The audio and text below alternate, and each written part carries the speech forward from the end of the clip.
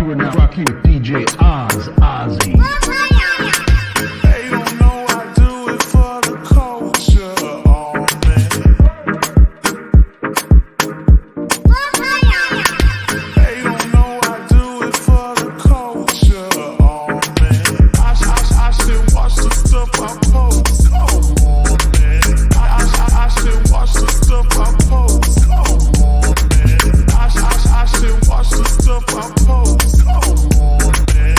I should watch the stuff I post, come on man. All the rumors are true, yeah. What you heard, that's true, yeah. Him and you, yeah. If you believe I do, all the rumors are true, yeah. What you heard, that's true, yeah. Him and you, yeah. If you believe I do,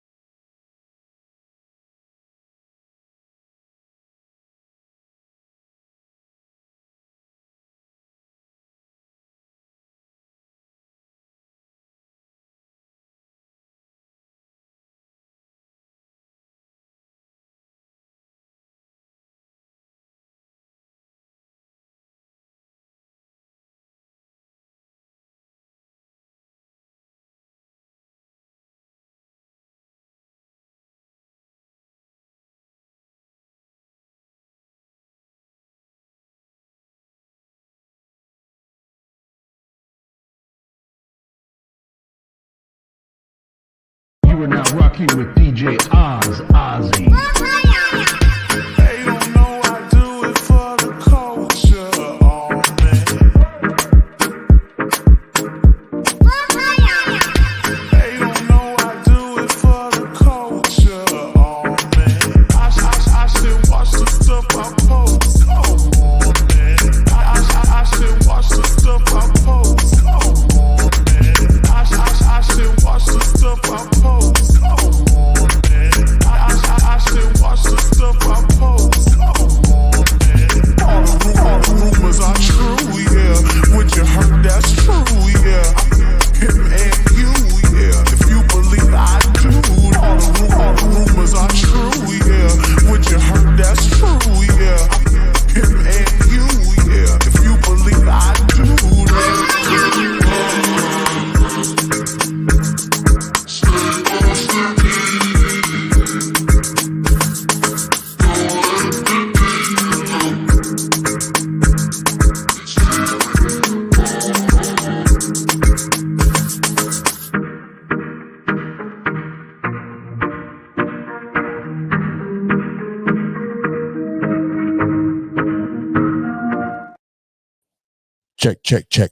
check. Ooh, now I Check, hear check, you check, because I check, hear me. Check. Hi. check. Is this thing on? Check. We're rookies. We're rookies. Okay, I'm reloaded. Now We're the rookies. Looky. you can proceed. Say the thing. What's up, motherfuckers? Motherfuckers here.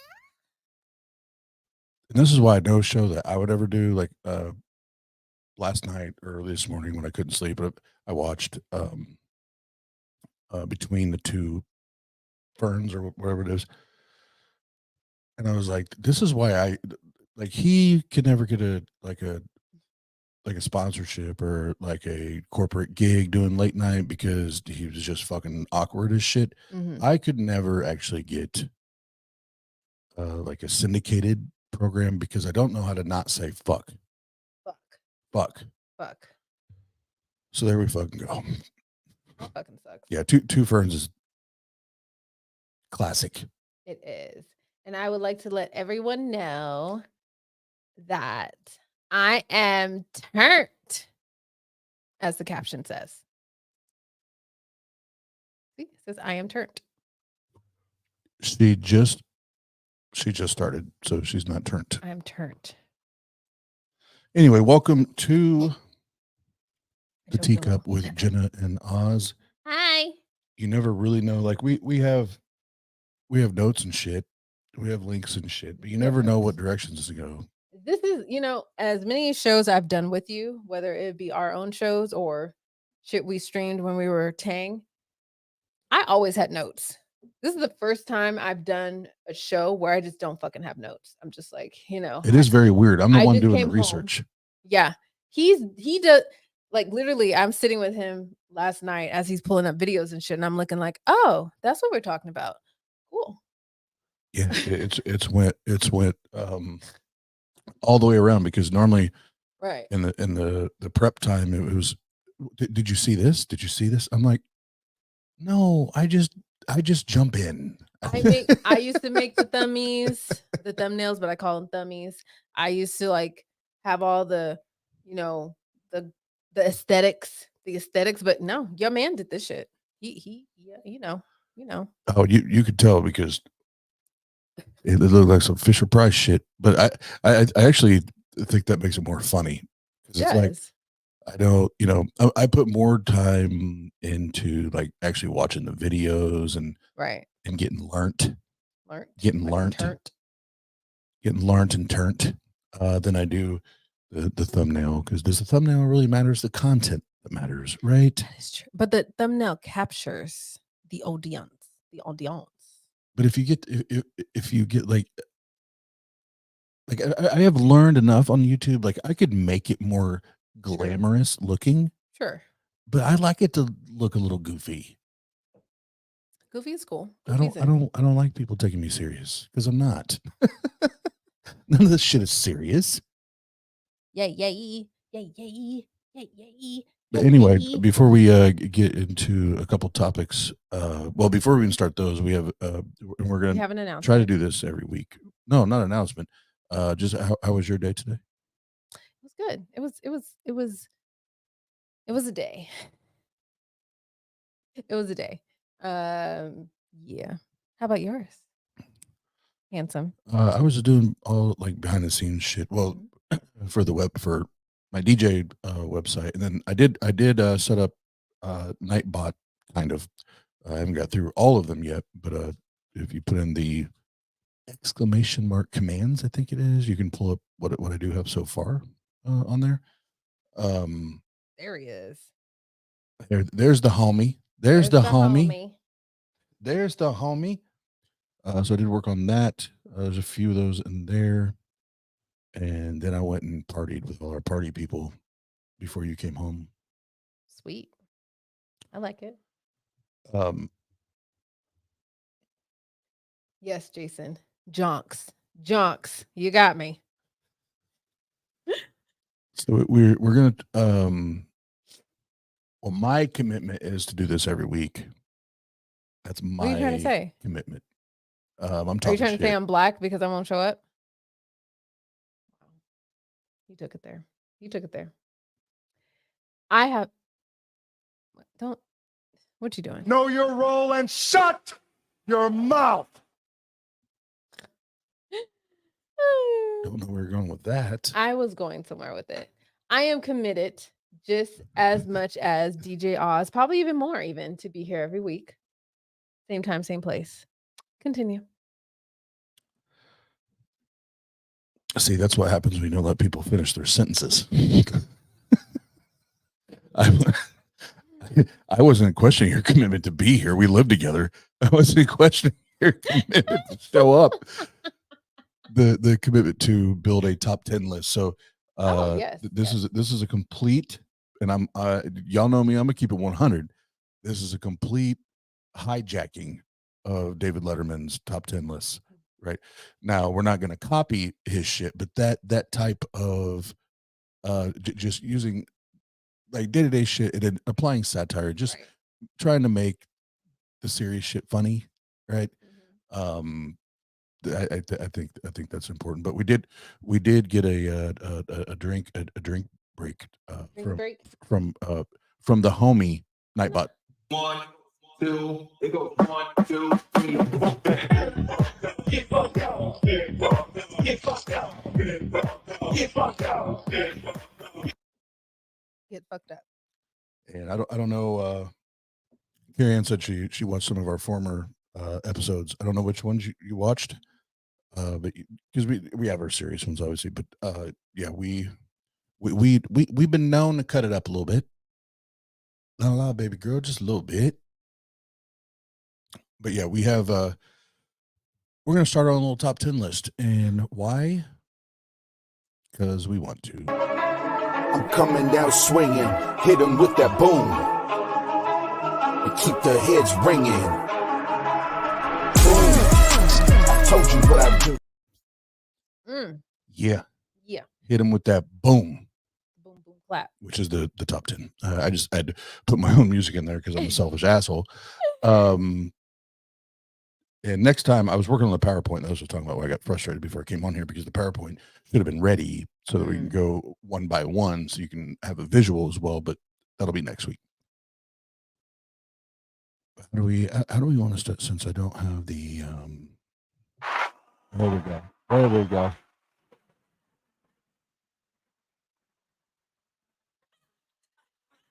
Do I read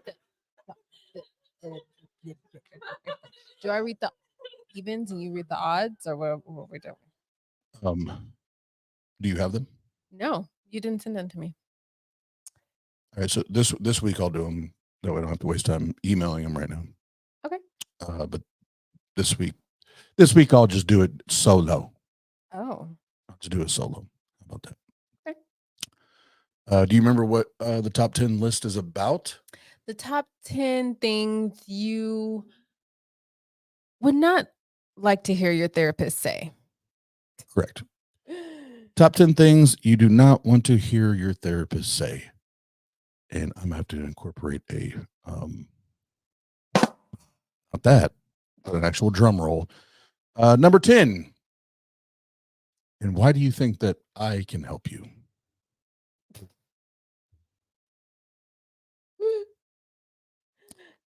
Yeah, Blonde, two or three visits. That's the first thing I want to hear. Number 9.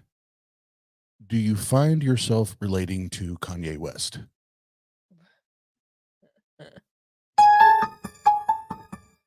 If he's a bipolar psycho that likes Hitler. Got it.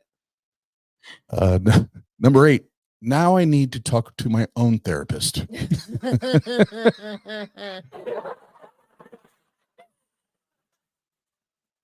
The sessions are that bad that the therapist needs their own therapist. Great.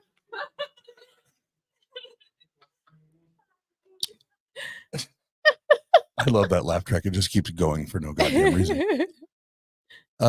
Number 7.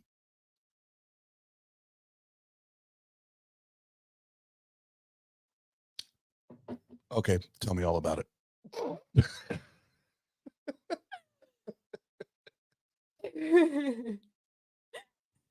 Number 6. Have you considered Jesus? Oh God. No, that's a no-go, homie. Mm-mm. No, dog. At one time I did, but no. Number 5. I actually have zero advice. I just do this because I enjoy talking. Well, sometimes that can be beneficial, but no. Good for you, man. Good for you. You found a career where you love what you love and you love to talk, and it doesn't really matter if the other person gets any assistance. No, you're just doing it for you. And you'll never guess who added this one to the list. But number 4. Do you ever watch Pornhub?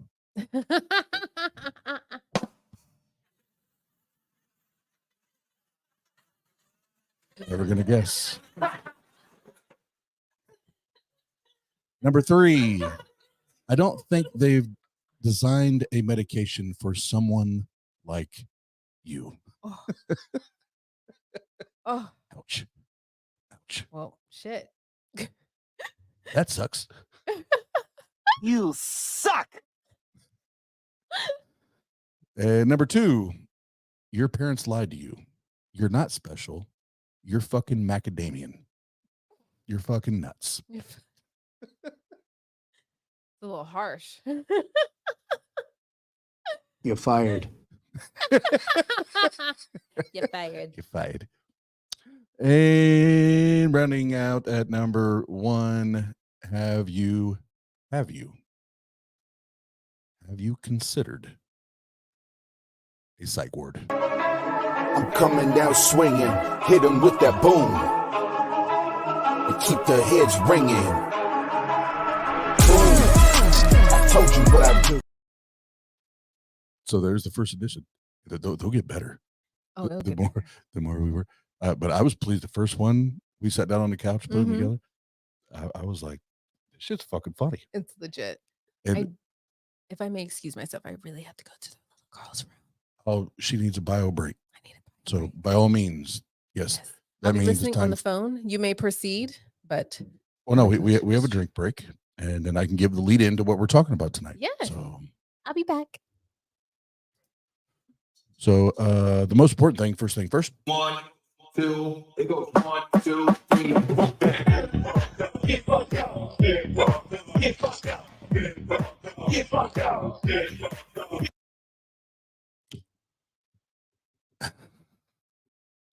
All right, so tonight we switched up a little bit. We're still going to spend some time talking about Taylor Swift and the MAGA department. That's what I call them, the MAGA department. They've now made it like their objective to shit on Taylor any way they can. Like doing the research this week, like I've seen and heard so many crazy ass things that they say about this girl. Whether it's she's the devil, she's a witch, she's casting spells. Yeah, like you can go on for days. Now, the one I found that I find personally the most entertaining is actually I found today, and I'll share that first because it's like, wow, y'all are really reaching right now. So we're gonna talk about that. But as you saw, we changed the thumbnail and why haters always look like the fool, right? So this applies to those that are talking shit about Taylor, and for those that follow my DJ channel, you know I'm not a big Taylor Swift fan as far as the music is concerned. But now with all the opposition she's getting because she's like, how dare you want to vote? How dare you want to vote? You little bitch. Now it's just like it's a Christian MAGA far right burning forest fire, which I enjoy that. So I now consider myself to be a Swiftie. I'm a Swiftie, not because of the music, but because of the turmoil she is causing within the MAGA department. I think that's beautiful. The other thing we're going to talk about is because it comes down to haters. Like you have like Hank Kuhneman and others that are just like straight like hating on and shitting on Taylor. But we're going to talk about Post Malone and Charlemagne the God from the Breakfast Club, arguably the most popular hip hop morning show, and how when you're a hater, at the end of the day, you end up looking like the ass, right? You end up looking like the ass. So before I put this first the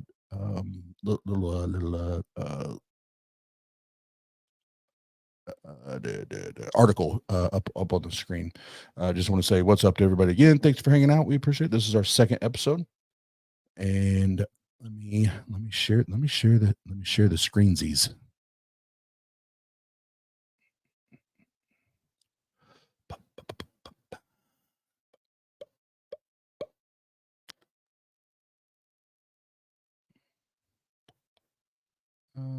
Should be a better way that y'all ain't even going to be able to see that or read that. Let me zoom in over here. Un momento.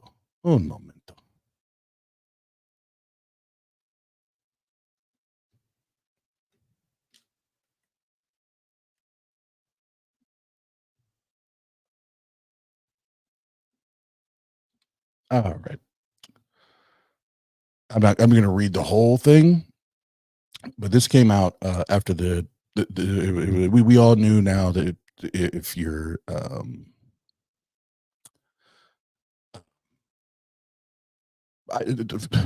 the record, I don't follow Taylor Swift, nor do I follow the NFL anymore. It's been like 6-7 years since I've watched a football game.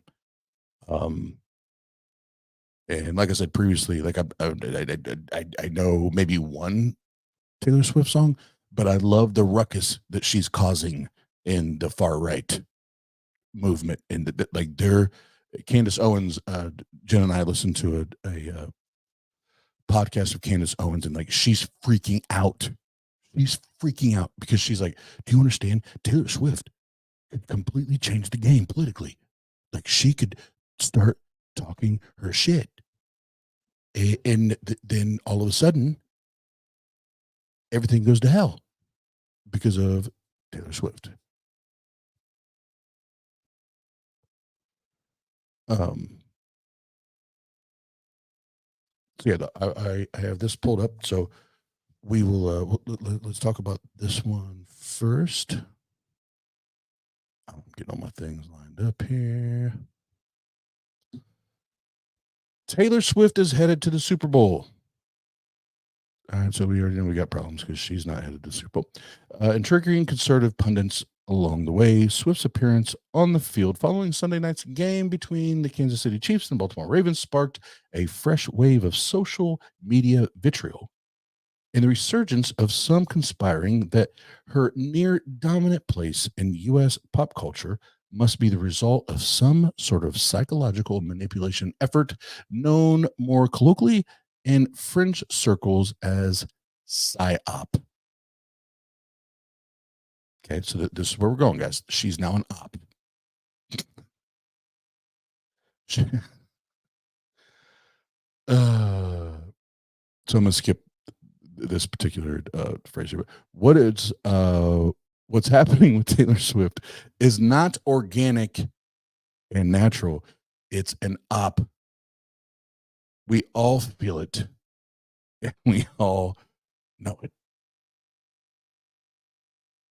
Do all of us? We all do. But more recently, some right-wing pundits have suggested without evidence that all the hype around Swift could be part of an orchestrated plot to drum up hype for the Democratic Party in the presidential election year.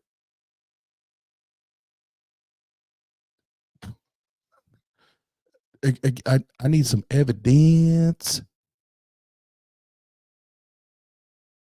I need some evidence. Like what the what do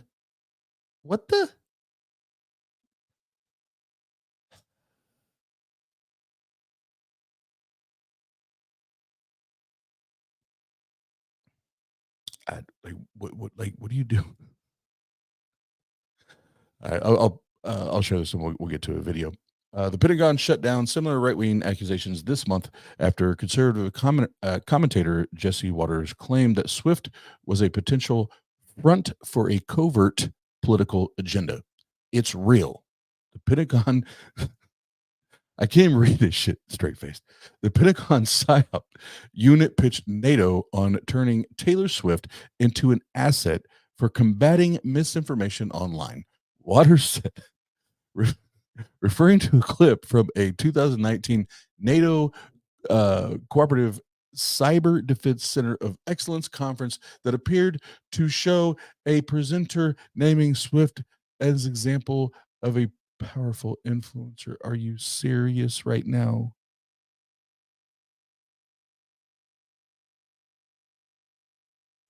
And at the end of the segment, which aired during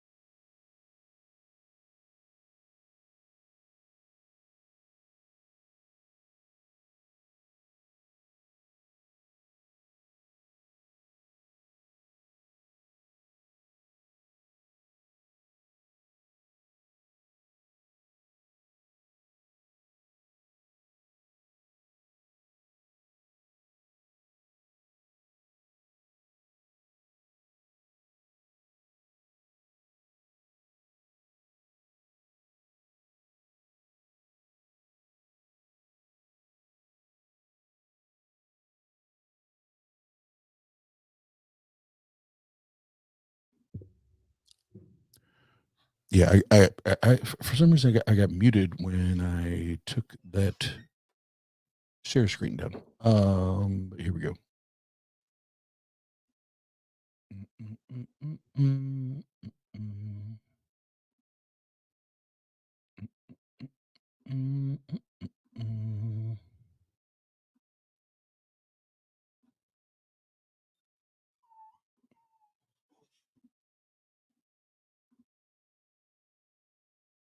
All right, so this one's pretty funny. Let me fast forward 9. I have timestamps. This is how you know I did my homework. I have timestamps. I've never done that shit before.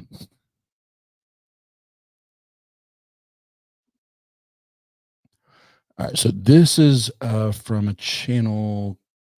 Fuck, I forget the name of the channel, but they're like far right Christian evangelist. Blah blah blah blah blah blah.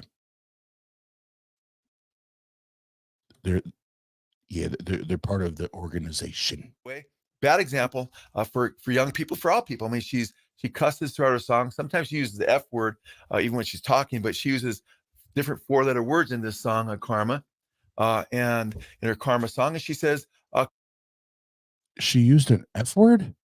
She cursed. Karma is my boyfriend. She sings Karma is a god.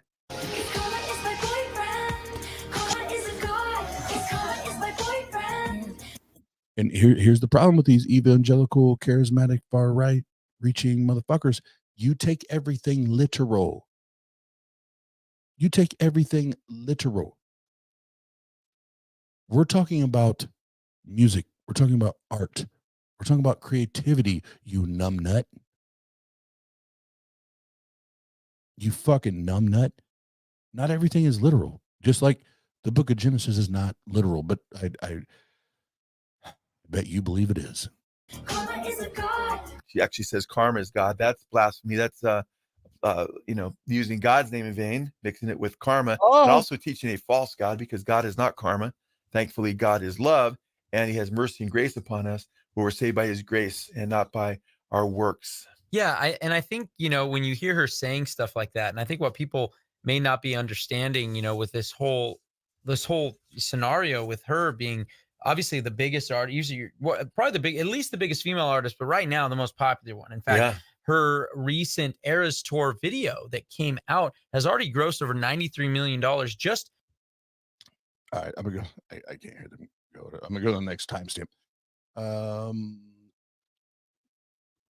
14, 15, 14, 15. And it only gets better. It only gets better. Style that she wants to see flourish, men with men, which actually, if you love people that are engaged in homosexual activity, you'd warn them because the mortality rate for homosexuals is very low. If she claims to be a Christian, she knows what the Bible says.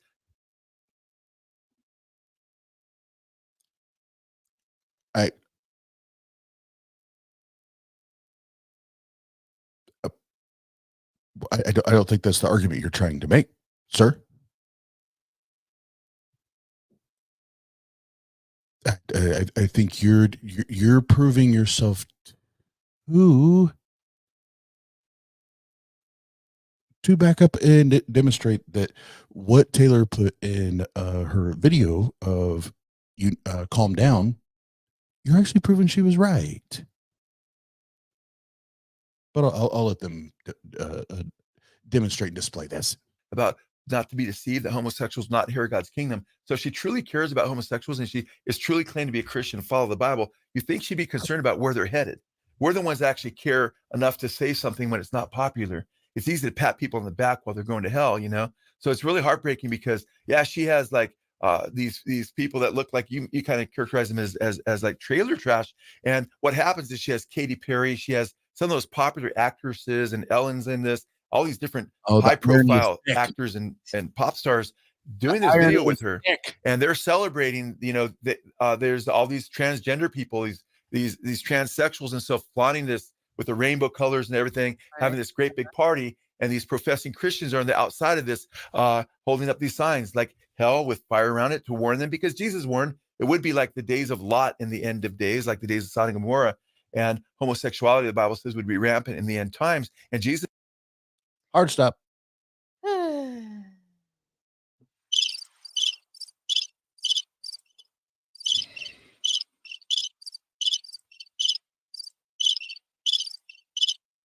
So we're a bit of this is going to be serious for a minute, and then we'll get back into the satire.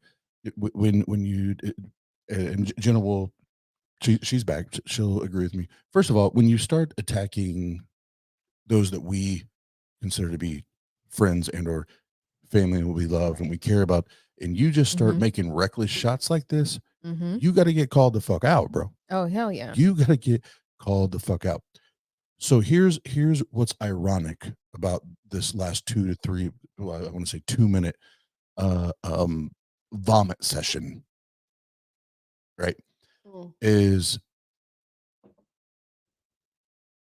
he 100% misspoke on the claiming that homosexuality is mortality rate. Yeah, the mortality rate. I mean, yes, I agree. Great. It's good. Yeah, you're proving our point, motherfucker. Idiot. So you completely misspoke, but then you're insulted that Taylor Swift in her video Calm Down had projected the far right movement, and I know exactly what she was doing, and it was brilliant. Oh yeah. It was brilliant. Is that you're toothless? And when I mean toothless, I don't mean that physically. I mean that, yes, even metaphorically, you're toothless and you're ignorant. And I can attest that because I was that before I left Christianity. I didn't know. It wasn't until I left the faith that I realized that there are all these beautiful fucking human beings that if I was still in that school of thought, I would have never had a relationship with. Right. Like, right. Period. But he takes it as an insult. Of course. But then turns around while saying, well, they can't spell words right on their signs. Motherfucker, you didn't even know how to communicate the differences in the mortality rate, but you're pumping yourself up and you're flexing like you're this source of wisdom. Right. And that's why if you want to be insulted or what's that word, crucified, or what's that thing they always claim? Persecution. Persecuted. Thank you. If you want to claim persecution on this, you deserve that personification of you actually demonstrated as a Christian bigot, toothless and dumb and illiterate. You deserve that because one, you're taking this as some weird insult on your behalf. Two, you're just being straight out, homophobic, bigoted, Absolutely. all that good stuff. And three, like you said, Oz, you fucked up your own statistic. Yeah, you shit in your own drawers, bro. You suck. Jesus defined marriage as two, a male and a female. He said God made them male and female. The two would become one flesh. And in the Spirit of Christ, in the Word of Christ, which is the New Testament, it's called the Word of Christ. Jesus reveals that homosexuality. Hold on. So I got a 15. Oh, we're right there. He's getting ready to say it. I shouldn't even stopped it. So this one, y'all, this one, like this shit, it's both gross because motherfuckers like this dipshit actually believes or thinks this shit is true. So it's fucked up, but it's a riot at the same time because it's like you want to posture again, flex. You want to posture yourself like you have knowledge or understanding on something, but as soon as like what just happened where he doesn't even know the difference between what a mortality rate looks like, the plus and the minuses, right? Obviously doesn't get that. Sure. But this one, just scientifically, biologically, medically speaking, shut the fuck up. His heart breaks because that's not how he made us. Men are not made to have sex with men, going in through the outdoor and creating AIDS and all sorts of diseases. Did you hear it? Did you hear it? Let me rewind it so you can catch it. That's how ignorant this motherfucker is. Christ, which is the New Testament, it's called the Word of Christ. Jesus reveals that homosexuality. His heart breaks because that's not how he made us. Men are not made to have sex with men, going in through the outdoor and creating AIDS and all sorts of diseases. Prepare to be astonished. You're fired. What? Can't be going in through the outdoor. And I'll take this comedically just because I find this shit more funny now. It's cruel and ignorant as fuck, but it's so intolerable that I have to take it comedically. Men can't be going in through the outdoor. And listen, I can't believe he said that. And listen, if you're going in and out, here's I mean, men go stupid. through the outdoor of women. Okay, I'm sorry. No, you're good. Here's the stupid, ignorant, uneducated, uninformed part of this, which is disgusting. Like I said, I want to make sure that I say it. It's disgusting, but it's a fucking riot at the same time that you try to claim this position of power and understanding and authority. You literally just said, you dumb motherfucker, going in and out equals AIDS. Bitch, evidence. That's not how AIDS That's not how it started. That's not how AIDS was started. You know how AIDS was started? Monkeys ate shit.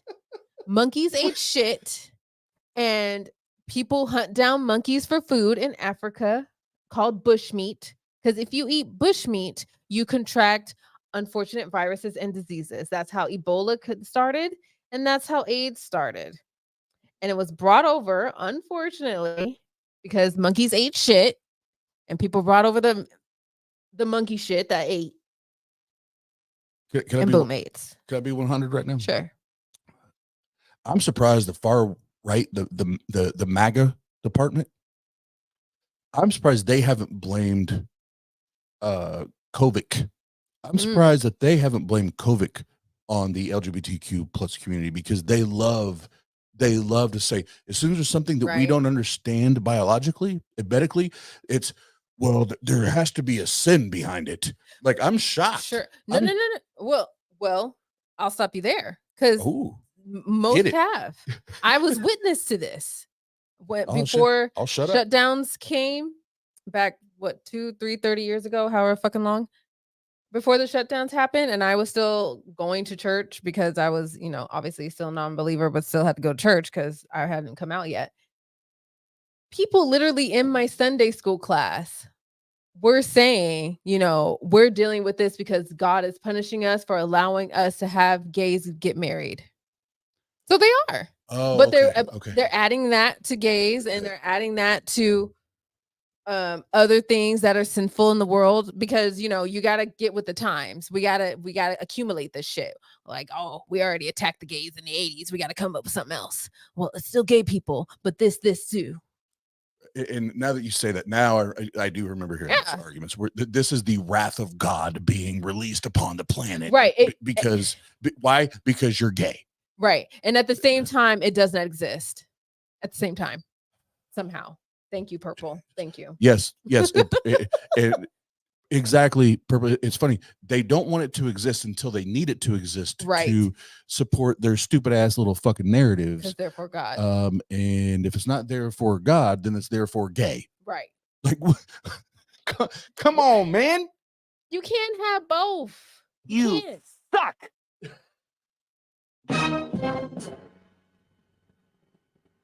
Yeah, get out of here. Get out of here with all that bullshit. Jesus. Hold on. I had one more time stamp here, and then we'll move on. In relations to Taylor Swifty. Yes. Oh God. Relations. I like saying that word. Relations. Want to have relations later? What relate? We'll court each other. Even Joe promoting witchcraft as well. Yeah, absolutely. In fact, if you look at her videos and her songs and so forth, it's quite crazy how much she's actually promoting witchcraft, not only in song and video, but also with little comments that she makes on Twitter and so forth. In fact, it's interesting when you look at. No, I just want to point this out. Christians, there is this saying that there's nothing new under the sun, right? When are y'all gonna cook up some like real good shit? Really? Like I need something right now because growing up with a mom that was a music pastor for 20-something years, I've heard all the bullshit where you can do the back masking. And they're talking about devils and demons, and so-and-so's doing a seance, and so-and-so's like when Ozzy Osbourne supposedly, which has been debunked, bit the head off of a bat live on stage. It's like, oh, this is demonic. Like, do y'all understand?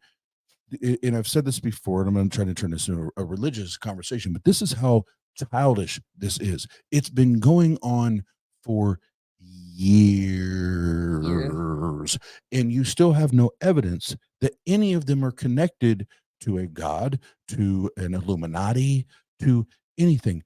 Guess what? It's this easy and this simple. And I know your hearts don't like to hear this. Right. And I'm using their language when I say hearts, because we all know as skeptics and atheists, we don't hear with our hearts. We hear with our fucking ears. But guess what?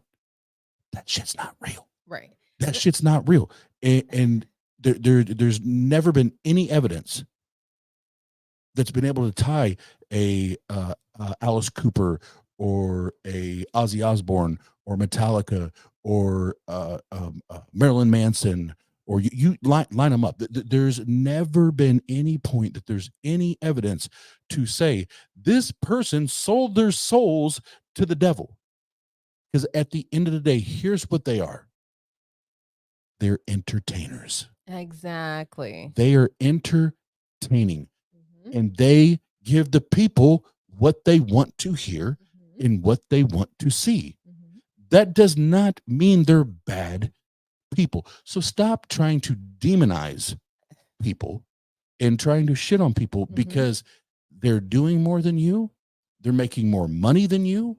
They're accomplishing more than you and having a widely and crazy more impact on society and on the social norms than you are. And I will say, thank their God that we have a Taylor Swift, or even we're going to talk about Yeah. Post in a minute, a Post Malone. They're like, Right. no, fuck this shit. Mm-hmm. Fuck it. Go vote, and you don't have to worry about the norms and lining up with the norms. Vote the way you want to vote. Right. And these MAGA motherfuckers hate that shit. Yeah. And I'm gonna take a step further just to relate it to Taylor Swift and also to most of, if not all, female entertainers. And I love the fucking title of their video, From High School Sweetheart. I'm surprised they didn't add Good Christian Girl Sweetheart in there, but you know, whatever. From high school sweetheart to provocative witch. You know, how many forever years have women always been the most demonized Right. as far as being artists and performers?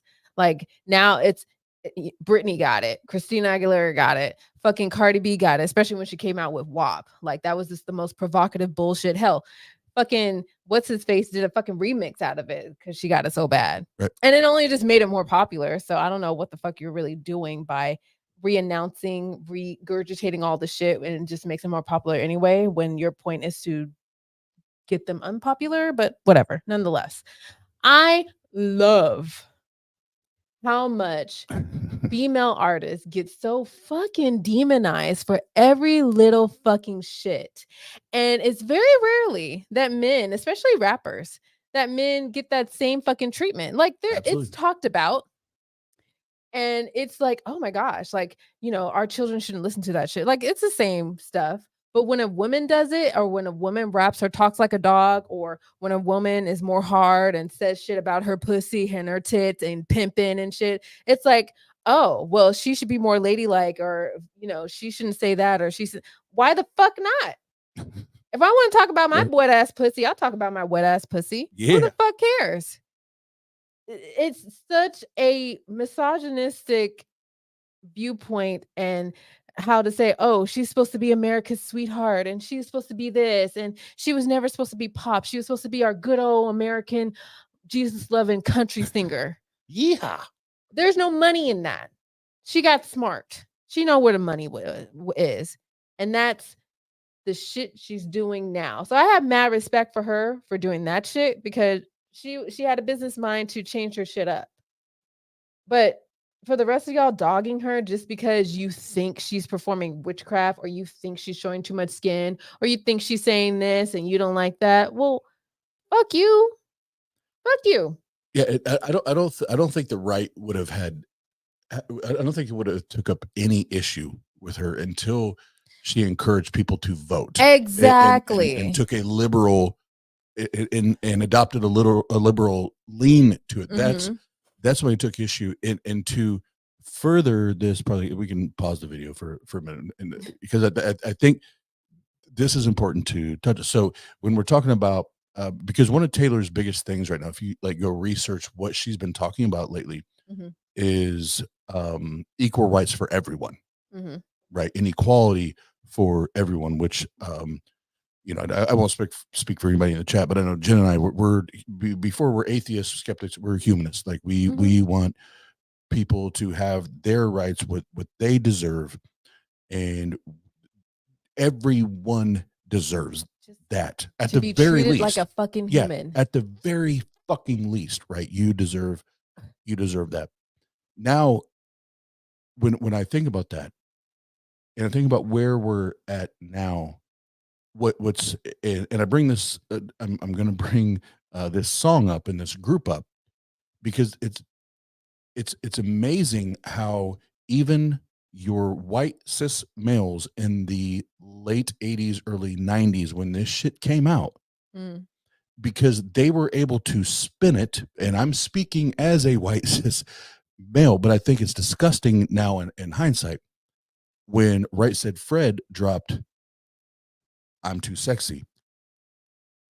That was a group. I think there was one part of that, one member of that group that was a straight male. The rest of them were homosexual men. But it was so easy for the straight white listeners, especially the men, to write it off and adopt that as a party song. Oh, right? yeah. Right. I'm too sexy for, and it's like, well, hold on. why aren't you dissecting that? Mm-hmm. Why are you not tearing Sexy for my that shirt. apart in the same way? Like Yeah. I don't like that blows my mind yeah. because that like that's so fucking hypocritical Yeah. to me. This further adds to my point. Yeah. Yeah. And that's what I'm saying. That's why I followed up with that because Mhm. you know, if I do recall anything, well, it's music. And hearing you Gotcha. talk, it's like that's fucked up. Yeah. That's fucked up. So why is it right? Said Fred. Can I'm too sexy for all of these things, right? To where he literally strips down naked. Mm-hmm. But Cardi B can't talk about a wet ass pussy without getting like all of the ire, all of the Right. angst, all of the everything from the conservative community, from the I have a moral high ground community. Like what? Really? Really? Yeah. But I can also tell you that there's a ton of those same Christians that still bump Michael Jackson. Hey.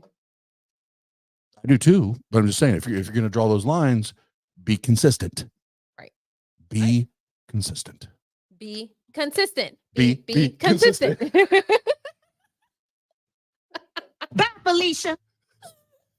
Swift's 2020 music video for her song. I think that was the last one. Hold on, pull up my notes. I think that was the last one. Okay. Yeah, she witch. All right, so this next one, let me pull this next one up. God damn it. So this next one, this is really where I started my research at. Uh-huh. And this is all this is gonna come from I can pull it up here. Now it's in my head. Be consistent. Be consistent. Be consistent. Be consistent. So I think everybody here knows, and I should have did this up front. So just really quickly. So I'm being fair to both sides. So Taylor Swift started. I think she had her first contract deal at 15 years old. She got screwed over by 2 millionaires, and then you have those like Candace and others that hate the fact that she spoke out against Right. 2 millionaires that literally took advantage of her Mm-hmm. and robbed her of like her first 2 albums as far as owning the masters.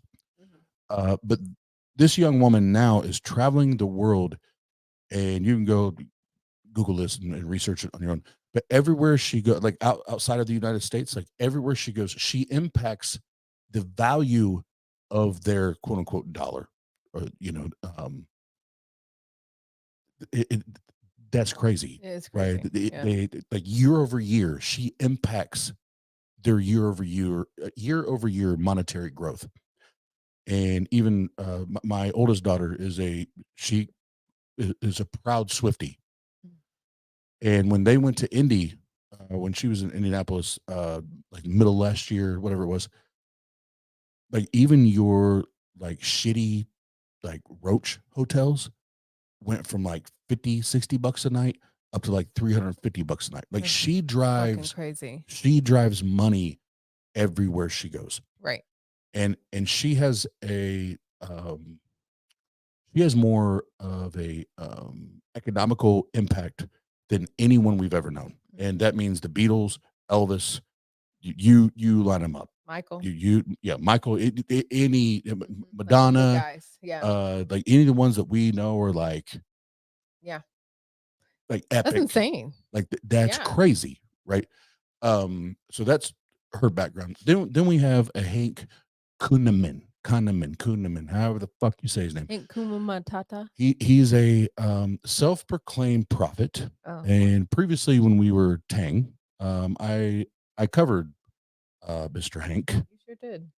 several times because this dude is out of his goddamn fucking mind.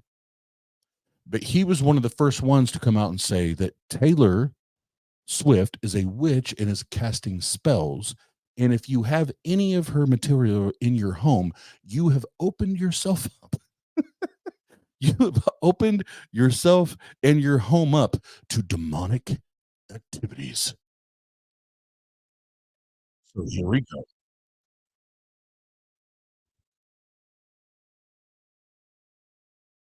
You're not sharing the screen, Lametta. Oh, I thought I hit it. God damn it.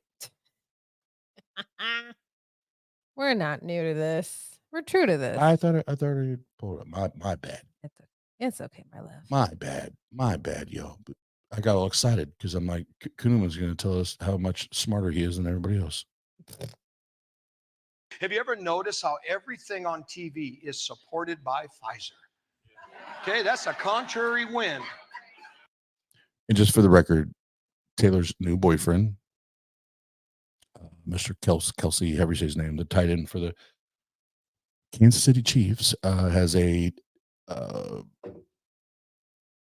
what do you call it, promotional deal, whatever with said company. Mhm. But you'll see, this is what apologists do. What's up with that? What's up with this whole thing now at the Kansas City Chiefs that everybody's celebrating some lady, some girl? That if you look at her concerts, man, she does satanic rituals and witchcraft. Why would you want to put that stuff in your home? You talk about blinding yourself again. We confirm this with some. And then she just happens to be dating Mr. Pfizer, the football player. I mean, you don't think that there's a connection somewhere? So formal. Oh Mr. my Pfizer. God, this dude, man. Mr. This dude. Pfizer. So don't ever take Too much. Yep. Don't ever take that motherfucker serious. But he was one of the first like right wing, like he is a MAGA, like still to this day, he will tell you that the elections were stolen. Like still to this day, we're getting ready to have another election. Bro, pray about it and then sleep. Pray about And it. he still swears that Trump is president. Like he's that dude. So that a lot of it started with dudes like that right there. Yeah. Oh, Hanky. Oh, Hanky. Oh, Hank. Not the good kind of Hank, like Tom Hanks. The kind of Hank you want in your life. So this next one is to be a very quick blurb, but I appreciate at least that this motherfucker was honest.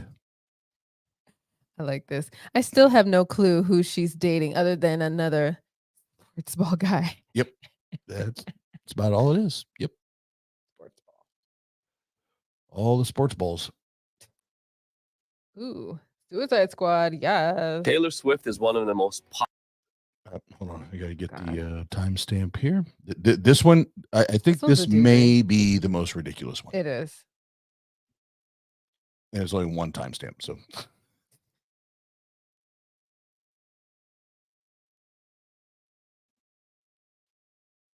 So I'm gonna start here.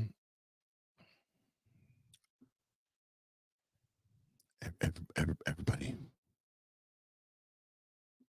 What are you people? On dope? While you become a person that goes on the lure, it goes on the hook of the enemy. Now, something I mentioned in the beginning, her post-concert amnesia. There are scientific explanations to why people don't remember a Swift concert, but it could also be that they have been temporarily possessed.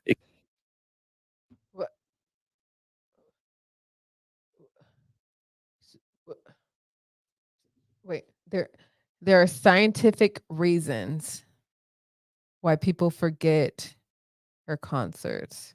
Post-concert amnesia. But no, we're going to ignore the scientific reasons, and I'm just going to straight up tell you she's possessed by the devil. By the devil.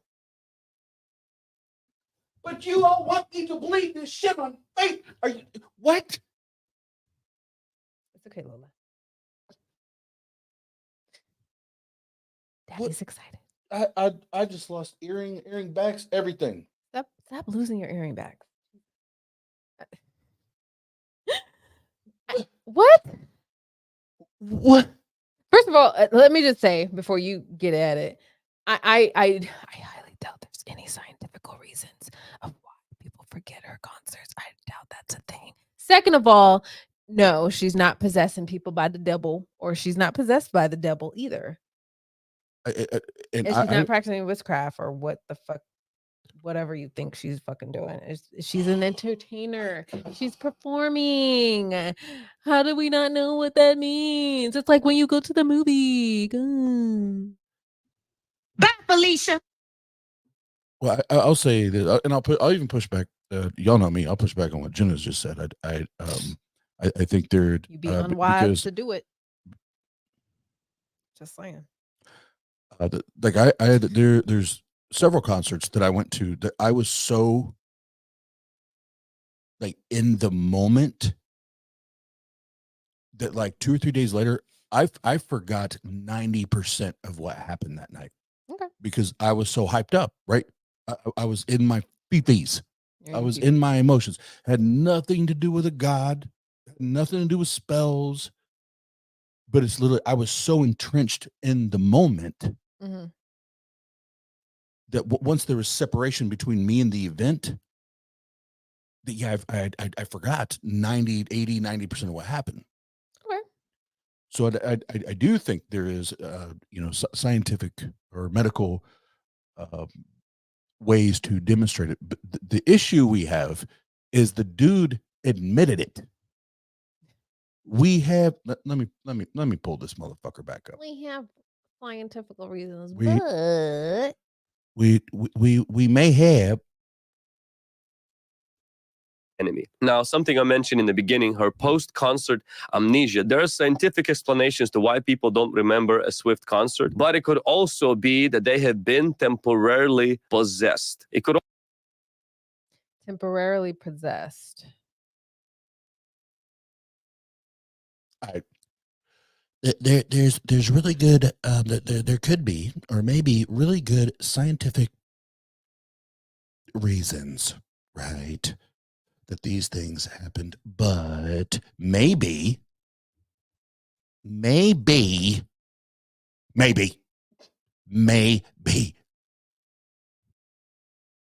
was a devil. It was a devil. Because this fits my narrative, Sure. this fits my agenda. Uh-huh. It's not scientific. Uh-huh. It has nothing to do with psychology, has nothing to do with biology. This is the devil. That makes no fucking sense. No fucking sense. And thank you, Purple, because it took me a while because it's been a hell of a minute since I've been to a concert, and none have been like rememberable enough for me to be like, oh my god. I went to go see Smokey Robinson and he took his shirt off. That was horrifying. But and I didn't willingly want to go see Smokey Robinson because I with my fucking parents.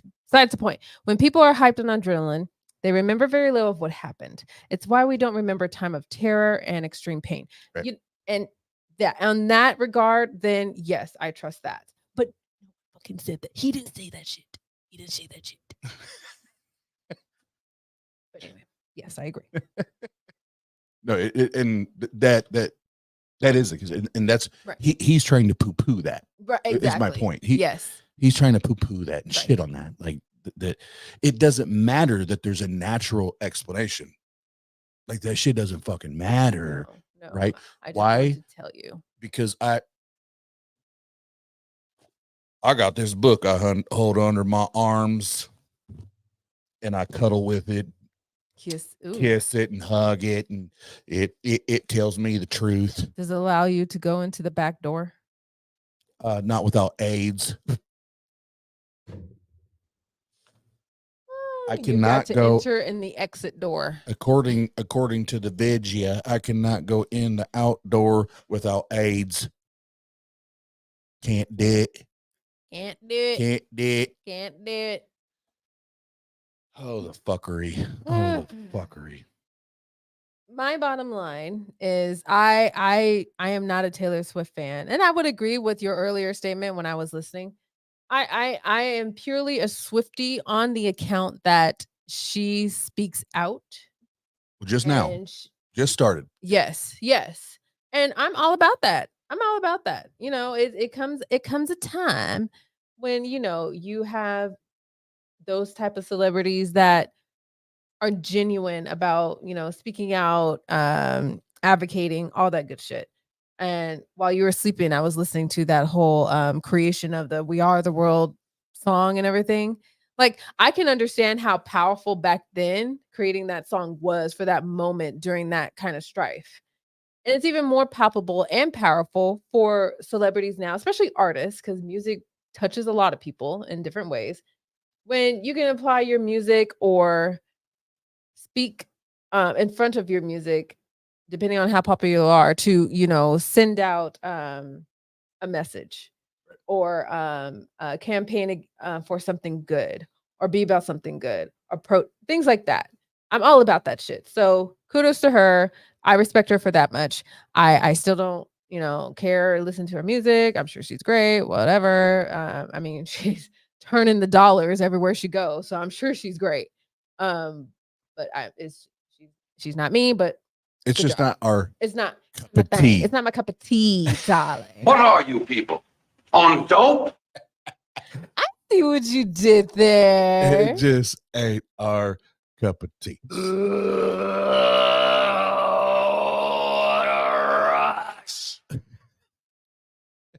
This our cup, but we'll spill the tea. Mhm. We'll spill the tea. How much more of this tea you want to spill? What's Oh up? no! Now we're gonna get into. So before we segue, like 99% of what Taylor's getting is just fucking haters. Oh yeah. Right. And I can't even tell you how many fucking videos and shit that I found where they're like, she's a ticking time bomb. She's gonna do like end of the world type shit, right? And it's just people hate it. Like, you just mark my words, in 8 to 12 months from now, you'll know that I am right. You guys have been telling us that shit about Jesus for 2,000 plus years. In the end times. Get the fucks out of here's. Seriously. Seriously. Yeah, and I agree with you, Purple. She's a very beautiful young woman, but that's about all I know. And up until me digging into this and researching, that's what my stance was. But every account that I found, not just with out of her mouth, but the people that surround her, the people that chill with her, whatever, like she is genuinely like a sweetheart, and she does care. And she does care about equality, and she does care about the fact that in Tennessee, there, I remember when the video was shot, but she was in tears and was like, "No, like I'm not okay with this. Like you're telling people that they're not allowed to be them. They're not allowed to do what they want to do. Meanwhile, you want to do what you want to do, and you want to be who you want to be. That's not okay with me." Right. And her fighting for it. So after digging into it, like, again, not a fan of the music, never been a country music fan, not a big like country pop music fan. But as far as if that is the stance she has and it's genuine, It's respectable. I'm a Swiftie, motherfuckers. Yeah, yay. I'm a Swiftie. So I hit that.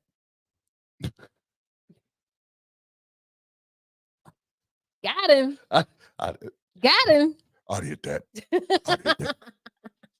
That took a totally different direction. So the next part, You're welcome. because here's what it comes down like the Kuhnemans and the other creators or writers that are trying to be her demise, even the Candace Owens of the world, because for whatever reason you're scared of this young woman because of the influence that she has, and she is like globally probably the icon right now. Oh yeah. Right. You're haters. You're fucking haters. So now we're going to segue into a conversation that Jen and I have talked about this like privately, and there's several different great conversations. Part of it is comedic because it's like, is this dude fucking serious right now? but the other part's still important, to have the fun conversations. Yes. And then this part will be more brief, and then we're just going to talk shit because that's what we do best. But before we do, I'm now going to do exactly what Jenna did to me, and that is you get to talk to and with the people I take a bio break. Oh.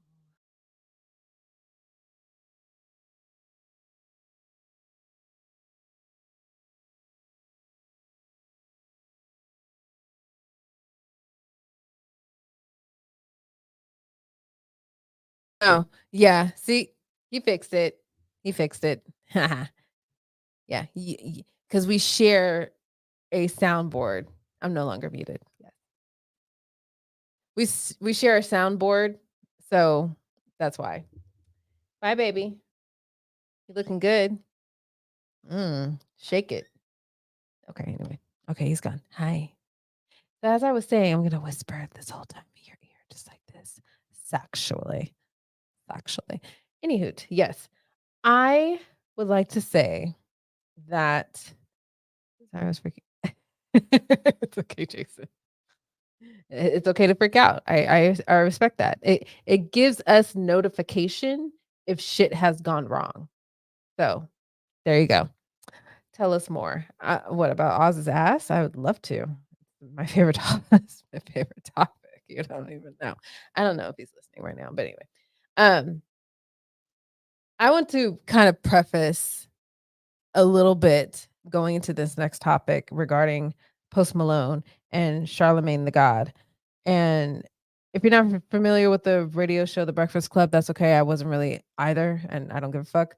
But it's important because I think it is very popular out there in the normal people sphere that actually listen to bullshit. So with this guy, and clearly we all know, Posty is white. He's a white man, and Charlemagne the God is a black man. And so there's a lot of underlying, I guess you could say racial. I guess you could say that. Yeah. Racial. And it could be just like, cause I guess Charlemagne the God is known to be kind of like a troll in a sense. That's how he got his comeuppance in the radio sphere, I guess you could say. But it breaks down to something more serious that often me and Oz communicate about because as a black woman and him as a white man, as an interracial couple in general, not just running through these things ourselves with my own family and having reflected or not even reflected, having the opposite reflection of with his family, it digs deep to understanding, the racial mindset and tendencies of black people in general, because you would think most people would just think, oh, the only racist people that can ever be truly racist is white people. No, it's not. It's not. It's not. That's not true. That's not true. I'm not saying that I'm a racist person, but I am capable of having racist thoughts. I'm capable of that, just like every other person of any skin color is capable of that. It's not just white people. And when it comes out as either so tucked under the rug, like so kind of passively said, or just blurt out just in your face, it's wrong. I don't agree with it. And it's not, I feel, and people can be of the other opinion. I don't give a fuck. It's my fucking platform. I am of the opinion that it's just as bad, if not equal to, when a minority reciprocates another racial comment to another race and or white person or any race for that matter, because we're just as capable of saying hurtful, hateful, ugly, bigoted things as the next person that's of a different skin color and or the same. That's my stance on it. And there's been a lot of private conversation me and Oz have had for as long as we've known each other in regards to that, especially in regards to our relationship.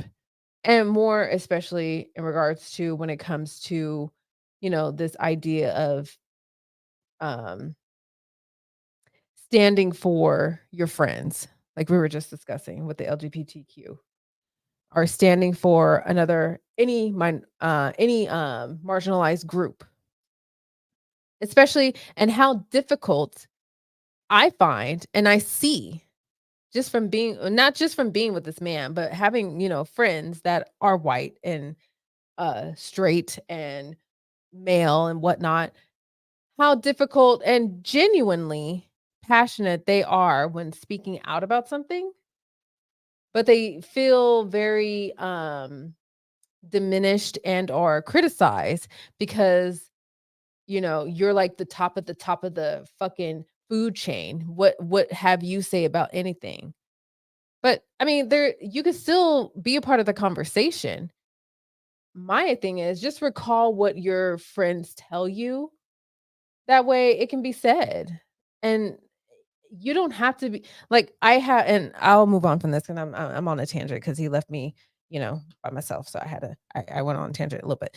So I have an issue, and it was kind of brought up when he was doing a live on TikTok last week, where this one bitch said that, I it kind of skimmed on abortion, but not really. It was just a blanketed mention of saying or stopping some guys in the conversation say, whoa, whoa, whoa, stop. You're a man. You don't have the equipment to talk about abortion. So no man should talk about abortion, but women. I don't agree. I do not agree.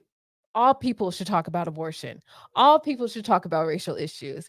All people should talk about what women go through. All people should talk about what men go through. Just because you don't have the fucking equipment or lack thereof doesn't mean you are out of the conversation. Because if we all are not a part of the conversation, how the fuck do we get better if we're just all gonna be in the same kind of group having the same goddamn conversation? There's no progress in that. There's no progress in that.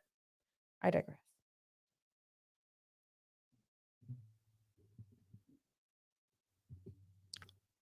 Yeah. I think I'll just leave.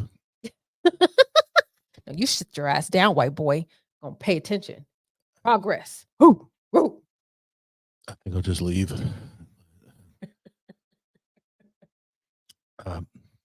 Yes, agree, Purple. It's always been a difficult line for me to walk being white and always poor. Oh, I'm sure the DJ Oz can relate. and that's actually a great segue. Great segue. Like that's a great segue. Thank you. Because Thank you, Purple. Participate. this is like so there's part of this that I'm gonna laugh at because it's straight fucking hate. Like you're not drinking or sipping, you're gulping haterade. Right. But this is one of the examples where it's you're white. You can't do this the way I want you to do this. You're white, so you can't do this the right way. And unfortunately, said person in the conversation has doubled down on it and just made himself look like an ass to where there's like multiple streams that he's had these conversations that the radio station, which is a nationwide radio, they've had to take them down. They've had to remove them. Who are we talking about? First of all, we're talking about Post Malone, and we're talking about Charlemagne the God. And if you're not familiar with Charlemagne the God from the Breakfast Club, early in the morning, New York City, that's okay. It's all good. It's the conversation that matters, because again, going back to the thumbnail, why haters always look foolish in the end. He so tried to set Posty up, and it's not the only one. There's other ones even outside of Post Malone, but we're using that because he's popular, not just abroad, but with our other channel especially. And it's like, damn, bro, like, is there anyone that can do anything to be cool with you? So again, I prefer to give backstory. So first of all, Post Malone, if you're not familiar, Posty. the Posty, what was it? Early teens, he asked his dad to buy him Guitar Hero, like the first version. And after he started fucking around with it, he was like, I actually want to learn how to play guitar. And he bought a guitar, and from there, self-taught. And then mom and dad were like pressuring him to go to fucking college. And he was like, I just don't think that's my route. And he moved to LA and was either sleeping in several people's, apartments or whatever, or sleeping in a car, and eventually released White Iverson, which fucking took his career in a whole different direction. Now he's Post Malone, the multi-millionaire. And it's still the same humble motherfucker that he was when he started. Right. Then we have Charlemagne the God. And don't take my word for it. Go do your research. He is the biggest radio troll you're ever going to hear or listen to. And anytime he has the opportunity to shoot down somebody that he doesn't like, he does it. And there was one interview that I heard. He was sitting with of course I'm going to forget the name now. He was part of Slaughterhouse with Eminem, Jay Budden. He sat down with Jay Budden, and he was trying to tell Jay that no, like Post is garbage. Post is garbage. You gotta, and he was like, "Hold, you can't tell me that." Like I rocked with the greatest white hip hop artist of all times. This dude is not garbage. Like, why are you so biased? Right? Why are you so biased? And Charlemagne had zero answers. Of course. Because he just hated him, because what Post did, which we're going to show you, what Post did in the interview when Charlemagne tried to put him in a spot to essentially put him in that oopty moment, right? That oopty, like I'm trying to make you fail and answer these things the wrong way. Post the entire time was just his normal stuff, like, bro, I love what I love, man. I like what I like. I love music. I love making music. I don't know what else to say. And I'm surprised he still has a presence on radio. Charlemagne, like, because it's not just Post. There's been many others. Sure. So I was waiting to finish my cigarette. I'll bring it up. I thought that's what you're doing. I was like, I bet he's trying to finish that ciggy. Yep, I was, and I did. Sorry. Lola is laying on my feet, and she's like shaking her little legs. Shaking the tail feather? Yeah, she's dreaming right now, and she's all like trying to run for something in her dreams. Get it, Lola. So cute. Post Malone was on track to become a megastar, and Charlemagne could clearly sense it. Because you don't realize you about to be a star. No, I think I know that it's coming. Charlemagne therefore spent almost an hour trying to corner and embarrass his guest. What are you doing for the Black Lives Matter movement? I don't know. Although the whole situation completely backfired to Post Malone's benefit. It was August of 2015. Post Malone was yet to get his first tattoo, and had just 6 months prior released his major breakout song, White Iverson. He'd done his first radio interview exactly 4 months beforehand, which went White Iverson extremely well. I put out White Iverson like 2 months ago. We just hit 2 million views like a couple of days ago, which is crazy. And to keep this momentum going, he'd agreed to appear on The Breakfast Club. The show's well-known. And I just want to make sure that this is the right. I don't think this is the right video. Because I wanted the raw footage. Like I like the Oh. Like just hearing someone else respond to it. I'm not worried about that.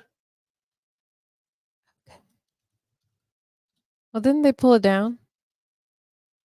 Yeah, but they put it back up once it went viral. They put it back up, for reasons.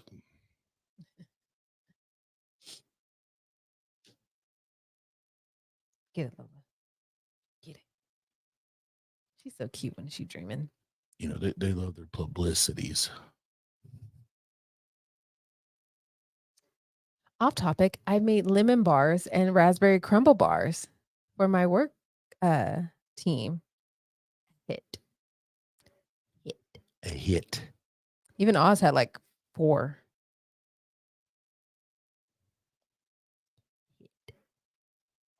They're really delicious. That's probably why I had a tummy ache.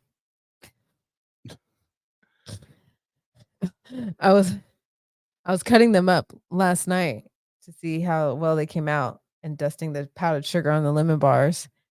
And I kept eating like the outsides and getting small pieces of my fucking lemon bars and raspberry bars. And Oz is like, don't be getting high off your own product. I'm like, I can't help it. So good. Never get high on your. All right, so I'm gonna show. They are amazing. I'm gonna show this one. It's a. I think it's a repost if I remember correctly. Mhm. So it's not like someone talking shit in between all of it. You're talking shit. I always talk shit. We can talk shit. Talk shit about your tattoos. How good they look. We can talk about that next because I got some ratchet ass tattoos. Rider. I don't listen to Post Malone. I do enjoy that new record, Rockstar. That's what it's called, right? Yes. Mostly for the beat, the hook, and 21 Savage verse. But I don't listen to Post Malone. I don't feel him. Okay. Never have, probably never will. He's just not my cup of mayonnaise. Post Malone, are we here for him starting a label? Oh my god. Post Malone is trash. Now, hold on. I just want to point this out. Cup of mayonnaise. I'm gonna point this out as the white dude. Not my cup of mayonnaise. What if I said some shit counter than that? What if what if Post would have said some shit counter than that? Not my cup of mayonnaise. Right? Not my cup of hot sauce. All right, bro. You ain't my fried chicken. You ain't my bucket of fried chicken. You ain't my cup of Kool-Aid. You ain't my bowl of chitlins. You ain't, but think about it. Like I would actually, I would never say, but like that's what you're. And look, oh boy, the host on it, like he's face palming. Like you can't. Yeah. Like you can't say that shit, and then tell the white rapper to not say other shit. Like he's just supposed to take it. What? Not my jar of mayonnaise? What? Ash, Get Post Malone the fuck out of here. Mayonnaise Music Group. That's gonna be the name of his fucking label. Wow. See? Yeah. See? This is what I'm talking. And haters gonna hate. And this is what I love about Post. Post doesn't let this shit affect him. Post is like, cool. Call me mayonnaise. And I respect the fact that he kept us cool. And we'll get that in a second. I don't listen to Post Malone. Oh my God. I hate Post Malone. I don't fuck with Post Malone. He is the perfect. And this is his debut album, by the way. So, you know, you've heard the mixtapes and everything. Did you listen to it? Absolutely not. I might, though. What do you mean, absolutely not? You might like that. You might like it. I might, though. Somebody did recommend That's why I it. love this dude, man. I'm lying. Yeah. You tweeted once that, I don't know. I don't follow you on Twitter. And for the record, so this interview right here is the second interview. So the first interview is when he tried to set Post up with like, what are you doing for Black Lives Matter? What are you doing as a white rapper to, you know, impact the industry? What are you doing? And then actually called his girlfriend, which was backstage, to come onto the microphone. And he was like, look, you know, Post is going to leave you, right? You know, Post is going to leave you, right? Because the more options he has, the more he's going to choose over you. And like continue to just try to humiliate this motherfucker. First of all, like the professional, I'm all about, you know, professionalism, clearly. Why we say fuck. Fuck my titties. I'm all about professionalism. Well, you fuck my titties. But we're not on the breakfast club. So. Right. But I don't even listen to Breakfast Club. I don't care who the fuck Charlemagne the God is, ain't, whatever. I don't give a fuck. But what gives you the gall to just willingly want to openly insult a person? Just any person for that matter. Like it doesn't matter if it's Posty or any other person. Like you just really just have like unshameful gall to just want to openly insult a person, let alone the person that he was with at the time. Like no matter how many interviews Posty has done, I'm sure he has practiced about keeping his cool, and that's great because that comes with practice and skill.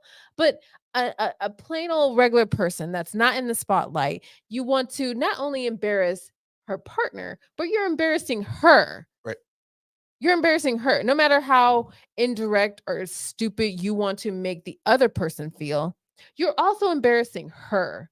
Like, how the fuck does that make her feel in that moment to feel like, how do I answer that? What do I? That's bullshit. And I agree that this is if I can remember them, my ADHD brain. So one was Post doing that to her, Mhm. and trying to get a rise, like trying to cause conflict, right? They're in the moment. Again, I'll go back to what I said, half hour or so, whatever ago when we first started talking about this. Charlemagne the God is not to be taken serious. He's a fucking troll. He's a fucking troll. Because before any of this happened, when they first came on, what's his name? DJ Premier, I think it was, the host. He was like, I was actually he was being playful. He was like, I was actually trying to cancel this because Post and his family, like, they're Dallas Cowboys fans, and his dad actually works for the organization. And Charlemagne jumps on, and he says, "Oh, what's he, the water boy? He's the water boy." And Post, being Post, he was like, "No, but he's the director of concessions." And Charlemagne's like, "Oh, so he's just a fucking water boy." Dude, we're talking about an NFL team, the head of concession, like that's how simple minded, right? That you're coming into this, and you've just decided that you hate this guy. Why? And I wish I had the cut of this that I could share, but you can go back and listen to the entire interview. It's there. And he ended up. This is what the argument came down to.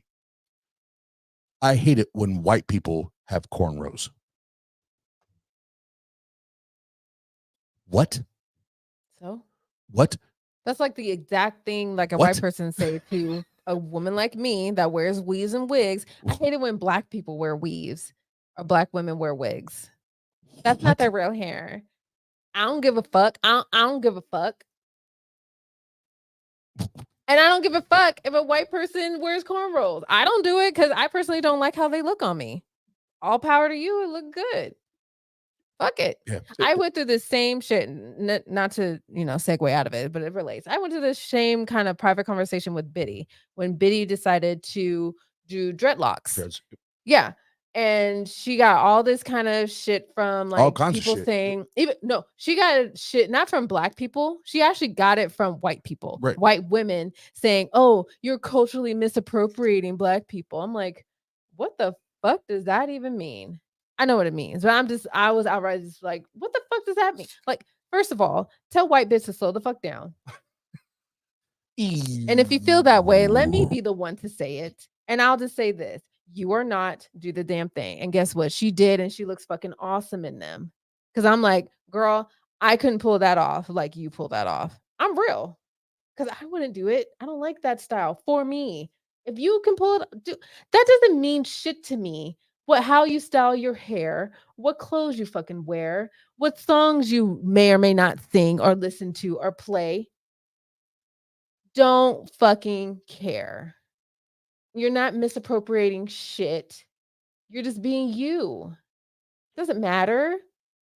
And yes, it just straight up comes with Charlemagne and Post. It just straight up came down to him being against white people because a white dude is wearing cornrows and about to get all these tattoos, which he doesn't have right now, clearly on this video, but he's making all this rap shit at the time. And he knows it sounds fucking good. And it's bomb ass shit. Like his records are fucking amazing. I'm a Posty fan. Yo, what up, mayonnaise? What up, mayonnaise? It's just it's this under the table, blatant, stupid ass racial thing that only black people can do this shit because only black people do it well. I don't abide by that. Well, this is his. I'm not sorry. This is his second interview. So there was the first interview that everybody was like, gave Post all the shout outs, all love, because they're like, dude, you went in there. And at the time when he did the first interview, he was like 19 years old. And Charlemagne kept trying to like fuck him up, right? And he and I loved it because he would either say, "I don't know," or he would say, "I just do what I love to do." Man, and there was it was either no, it was post interview, like out in the hallway. I can't remember who the interviewer was, but like, how do you feel that went? How do you feel that went? Whatever. And that's when to me, the most famous quote, in my opinion, from Post is he was like, dude, I just want to be a rock star. I just want to be a rock star. I never came into this claiming to be a top lyricist. I never came into this claiming to be a rapper.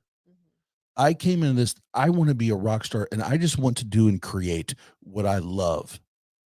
And that's why I'm here. And here's what I can give Post over Charlemagne. Post has remained true to that. Why Charlemagne, he bounces back and forth. And what is it that's going to get me clicks? Because I'm a fucking troll. Right. Yeah. Who So- came out the better man, the bigger man? And way more money. Charlemagne, way more money. Because I know you love to talk about money. Way more money. Well, the new album Stony is in stores right. Well, we really don't have nothing else to talk to you Yes, about right. because you know, you got one record that we know of. Yeah. White Opposite. Are you and Post Malone really beefing? So I actually All right, so before this goes off, so this is Jay Paul. If you're not familiar, he was the first like YouTuber to like actually take boxing MMA seriously, and like literally now makes millions of dollars fighting. Started off as just a YouTube character, and now has fought and defeated like champions from the UFC. And he got shit. And well, he and Post went back and forth, and they squashed it. But this is like this shit. I don't know in this clip if they show it, but Charlemagne's like, oh goddamn, I thought this motherfucker's gonna have my back. Post is like the homie now. We actually like went back and forth Post on Twitter. is trash, but go ahead. I mean, he's number one. Still trash. You can be number one and still be trash. Numbers don't lie, bro. He's trash, bro. Numbers do lie sometimes. Numbers don't tell a whole tale. All right. When do numbers lie, Charlemagne? When do numbers lie, Charlemagne? Your numbers are lying. It's funny because you have so many of these videos that get taken down. Well, he doesn't like Post, as you can see. Trash. Posty. Wait, you don't like Post Malone? Trash. You don't like Post Malone? I think he's trash. There we go. Okay, we let's talk about that. I Why? think he's trash. I didn't like his interview he did with Rolling Stone. What did he say? I felt Oh, that was a bad one. Yeah, I think he sounded like very arrogant, very entitled. I didn't like how he shitted on. You of all people are going to talk about arrogance? Entitlement? You? Charlemagne the God? You the God? You created your own, and I did research to this. You created your own name. Charlemagne the God. That ain't no family name. That ain't no family name. I have 3 nicknames, not one of them that I create. You created Charlemagne the God. But you get the fucks out of here. That's ignorant. On Justin Bieber because Justin Bieber's got his life.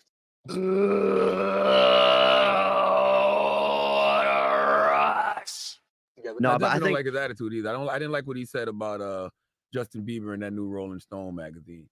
Because Justin. So hold on, because in the original interview, Charlemagne, you tried to the best you knew how to call Post a culture vulture. If there's anyone that we can say is a culture vulture, that would be the Biebs. I don't know much about that, but Let's keep it 100. Let's keep it 100. Charlemagne the God. But all of a sudden, you're cool with the Biebs, but not. Come on, man. He was doing so bad for so long, and now that he's doing good, like don't try to shit on the establishment that helped him turn his life around. That's why. Think about that. Think about what kind of world we live in when Justin Bieber was getting in all of this trouble and was pissing in buckets and doing drugs and getting arrested. We was killing him. He got his life together. He was back on the charts with records and everything. So I didn't like how Post Malone was in the interview shitting on that. Like, I mean, they get mad because I have braids, but I like the way it looks. They get mad because I got gold teeth or whatever. I like the way that it looks. It's not. I'm not trying to bite off anybody or anything. I'm just trying to. A year and a half ago, when I got my first braids, we cornrows. Yeah, some lady did them. Yeah. FYI, I think all white people with cornrows look stupid, but that has nothing.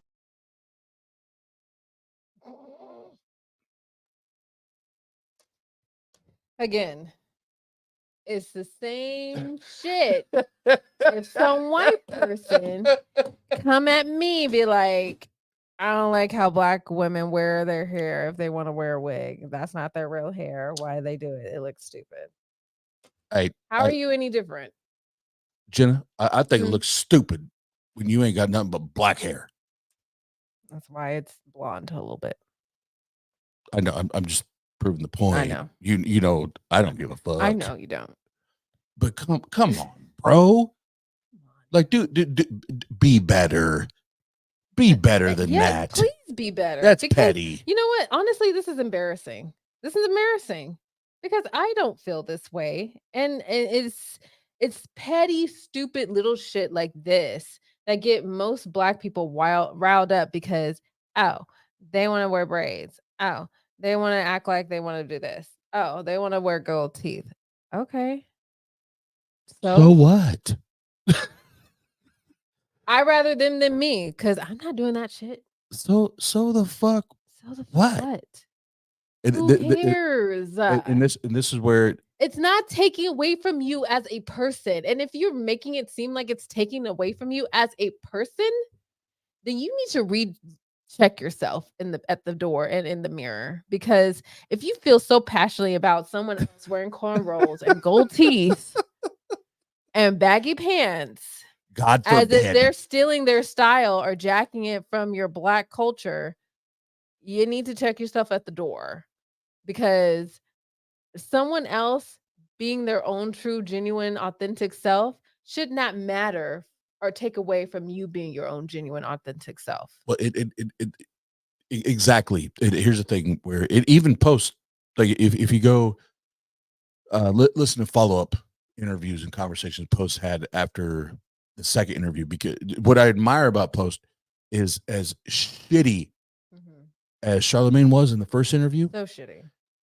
They invited him back and Post like agent manager, whatever, they're like, don't do it. And he was like, no, I have zero issues going back on it. And I love that. I appreciate that. Like, Still 100 came out on top. and he still won. He still won. Why? Because Charlemagne, like in the first like hour, you could tell like he was trying his best to control the troll. But eventually the troll came out. Yep. And Post, you can see it on his face. Posty knew it when the troll started to come out, and he literally smiled. And he gave the most amazing and hilarious answers to the questions that would not fuel the troll. Right. Good. So it's sorry, Charlemagne. You we'll listen a little more, and then we'll start talking shit. No, Nothing to do with you. I just think in general. Then he don't respect the culture. Like if he had more respect for the culture and actually appreciated hip hop and talked like he appreciated hip hop, I would probably respect him. My bad. I forgot about this part. So what he's singling out right now is Post did make a comment that it now remember, I'm 42. Post is what, 30 to late 20s, whatever he is at this stage. 28. He did not grow up. He did not grow up. Ooh, I was dead on. 28. So he's 20 years old. He did not grow up on Wu-Tang. He did not grow up on Biggie. He did not grow up on Mobb Deep. He did not grow up on Tupac. You grew up on NSYNC. He did not grow like, and I know I'm like leaving many others out right now, but he did not grow up on that classic era of hip hop, especially 90s hip hop, when it really hit its groove and it was about bars, right? It was about spitting. He did not grow up on that shit. So to try to hold him accountable to sustaining or maintaining or even resuscitating that part of hip hop, you're a fucking idiot. Because guess what he grew up with? He grew up with all the club bangers. All he knew was the hype shit. All he knew was the party anthems, the party shit. Just like anyone at his age would. Yeah, that's all he and they know or knew at the time. So you don't get to say, well, he's disrespecting the art.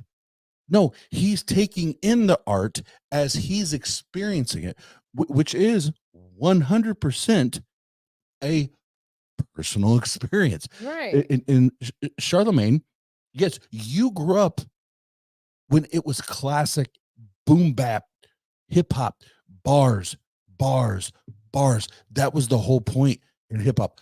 Bars, bars, bars. Posty didn't grow up that way, bro. Hell, I can make the argument that some black hip hop rap artists don't even do that now. What's that excuse? No, they mumble don't. rap? What the fuck is mumble rap? Well, are you talking about from bars? Yeah, if Charlemagne actually understood before we even talk about hip hop, if Charlemagne actually understood just an overall overarching understanding or definition of art, it is so subjective, bro. It is so subjective. For you to just put a flag in the ground, like you have to do A, B, and C to be this, you don't have even the most fundamental, basic understanding of art. Then when we get to hip hop, what hip hop in its origins was supposed to embrace is the diversity of talent, the diversity of thought, the diversity of message, and the diversity on how the vehicle, how we relay this message. So you yourself, Charlemagne, you're the one pigeonholing hip hop to it only has to be gutter. It only has to be boom bap. It only has to be Wu-Tang and Nas and Jay and 3 6 Mafia and Mob. It could only be those things. Why? Because that's what you're comfortable with. So how did we already forget about the Beastie Boys? How did we already forget about A$AP Rock? How did we already forget about Eminem? If he considers Eminem in that category. How did we forget about Yellow Wolf, Mac Miller, Macklemore, Machine Gun Kelly? From the ones you just listed, I can tell you right now. NF. I can tell. Well, other than NF, because I don't even know if he would. Charlemagne would give NF the nod as a hip hop artist. That's fine. Here's why. If you have melodies, in your music, that's not hip hop. Hip hop is bars. Hip hop is bars. And I think that's going to be what differentiates what Charlemagne is talking about as far as like the love of hip hop and the core nature of hip hop, just bars. And now via, oh God damn it, that I say it, evolution, the evolution of hip hop, where now, like, for fuck's sake, people are more creative, and they're taking the elements of 90s hip hop and bars and yes, even the 90s ratchet beats and the gutter beats, and now not only are they spitting to them and spitting bars, now they're harmonizing on top of it. But what makes him more hypocritical that he loves to flush down the toilet is he quickly forgets about like Bone Thugs and Harmony and Twista that have been harmonizing and doing this shit for fucking 20 years before these motherfuckers showed up. Yeah, that part. So basically, it's all because of his own personal opinion. Yeah, he doesn't like because his white boy had cornrows. Okay. And that's what I drove down to. Yeah. And I don't talk about it often at all because it's always like you're the white dude in the conversation, but in this conversation I'll say it. Music is fucking music. Music is fucking music. And what Posty said in his first interview on the Breakfast Club, I like what I like. And I love what I love. I listen to what I like. I listen to what I love. And as an artist, I create what I like and I create what I love. And that could so change from today to tomorrow.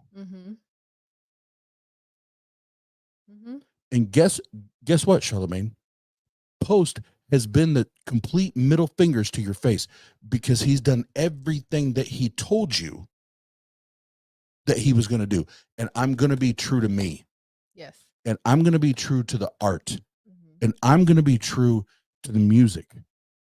And he went from doing White Iverson, Rockstar, Candy Paint, like you and into this last album, Reputation, Lemon Trees, like it and he's not afraid to create based on what he's feeling. I love it. That's that he based on that alone, he goes beyond being a rapper, hip hop artist. Yeah. He is just an artist. Yeah. He's a fucking rock star. He's a fucking rock He's a star. fucking rock star. Posty, you're a rock star. If no one ever told you that. Which he said after that first, and then I'll roll the tape. Post interview, not post like Post Malone, but after the original interview on the Breakfast Club, they had he was like, I just want to be a rock star. Like that's my dream. I just want to be a rock star. I want to create what I want to create. And people lost focus of that. Yeah. And he said it all along. You labeled me as a rapper. You labeled me as a hip hop artist. The entire time, all I've said is I want to do me. And I just want to be a fucking rock star. So what the fuck is wrong with that? What the fuck is wrong with that? Bye, Felicia. And that deserves a drink break. 1, 2, it goes 1, 2, 3. Jen she ain't drinking up both times. I like to preface and say that I had a really bad tummy cramp. That's why I was away the first like 10, 15 minutes of the show. So yeah, it's very sensitive, right? Thank you. Oh, that's okay. But I can still talk shit. All right, I'll respect that. We'll start. When he says shit like, when you want to feel something, don't listen to hip hop. Fuck out of here. We don't listen to your hip hop when we want to feel something. Stupid ass. Breathe. Take a breath. All right, this will be the last bit, and then Jen and I we'll start talking our own shit because this is where Charlemagne jumps off the deep end. Yes, Post did make that comment. If you actually want to feel some deep shit, you don't listen to modern day hip hop. And again, Charlemagne, this is where your dumbass doesn't connect 1 and 2. He's not talking about 90s hip hop. Nope. He's not talking about Biggie and Tupac and 3 6 Mafia and Mobb Deep. He's not talking about that, bro. He's not talking because yes, those artists, those groups of that era, that was real life. They was spitting real life shit. He's coming from the only position that he can fucking know, which is his perspective, which is his reality, is yes, modern day hip hop. Y'all ain't talking about shit. I mean, here and there, we'll get a track where it's like, damn, that shit's deep. That shit's dope. That shit that hit the fifis, right? Like right. I connect to that. Like, but there's so few and far between where I could right now just scoop up with 2 hands albums from the 90s where it will hit you gut punches after fucking gut punches. But that's not modern day hip hop. That's not what Post grew up on. So you're continuing to demonstrate yourself to be a fucking idiot, and you lack perspective. I'll say this to your point because I just kind of looked this. I did a little research. In November in 2017, in an interview for a media outlet, Post said something in regards to modern hip hop, stating, I quote, "Modern hip hop music lacks people talking about real shit. and added that, quote, if you're looking to think about life, don't listen to hip hop. I'm sorry, where did that come from? In a November 2017 interview with Polish Media. And who said that? Posty. People talking about real shit. 1, 2, it goes 1, 2, 3, 4, get fucked up, get fucked up, get fucked up. In a follow-up, he went on to say, what I was saying was that when I want to sit down and cry, I sit down and I listen to Bob Dylan and his guitar. Just like everyone else, no matter how hard you are, no matter where you're from, you're going to have times where you sit back and reflect on your life and you listen to what you want to listen to. For me, that's Bob Dylan, not hip hop.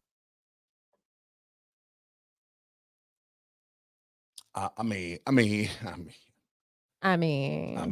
there was another drink break. 1, 2, it goes 1, 2, 3, 4, get fucked up, get fucked up, get fucked up. Yeah, so there's a lot there. Yeah.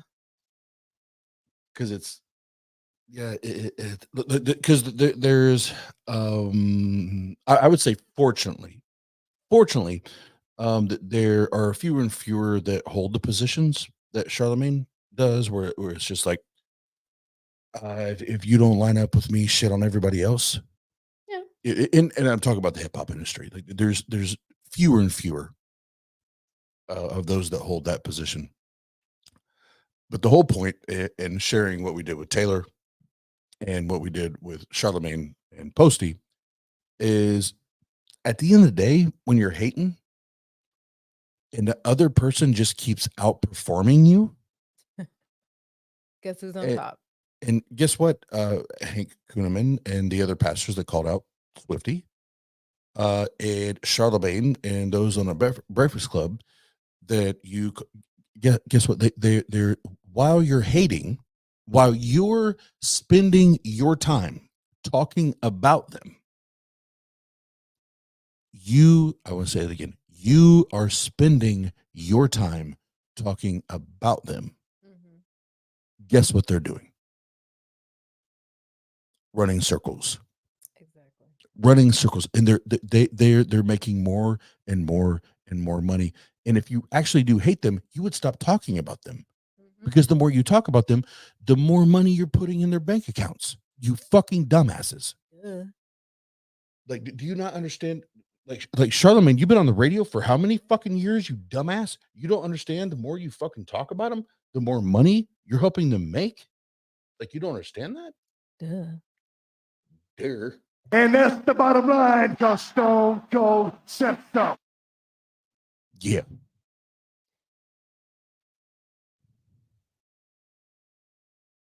Okay. You good? I'm good. You good? I'm good. You good?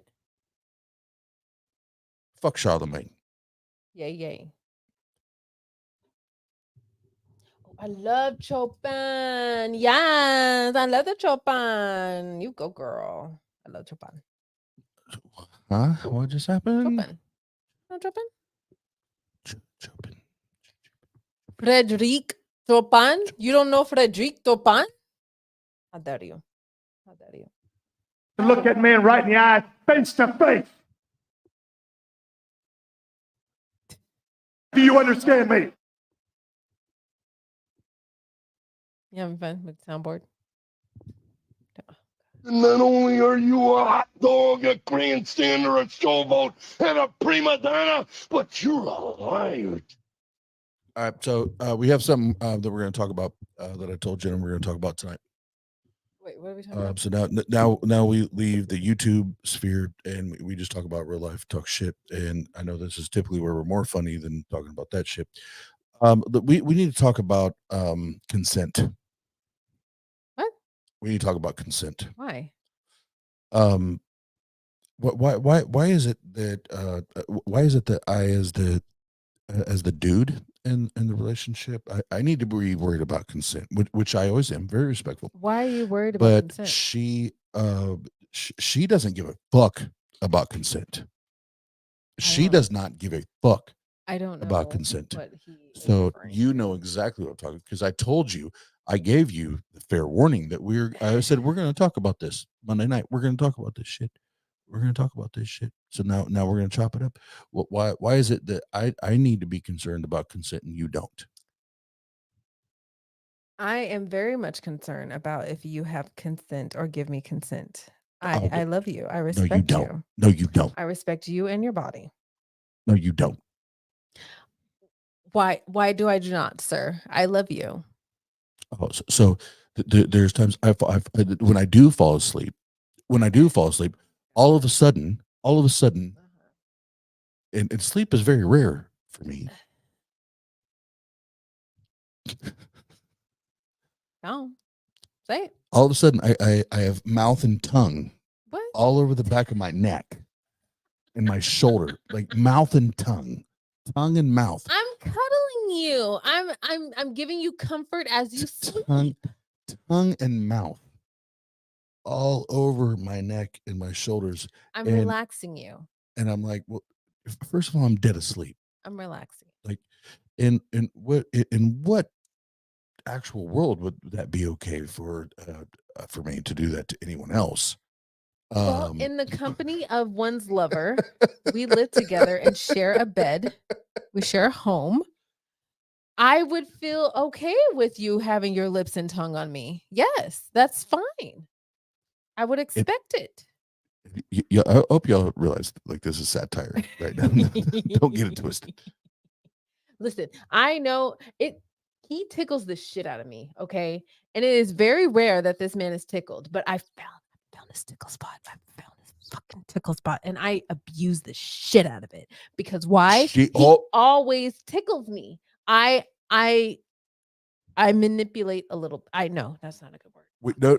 Hold on, y'all heard it. There was one word. I that abuse tickle area. No, I give it a lot of attention. She said it. I abuse and I manipulate. Y'all heard it. This was live. We can go back and reference the video. No, I abuse and I manipulate. YouTube, drop the string. Drop string right now. YouTube. Go ahead. I'm not spinning, so they're not going to cut shit off.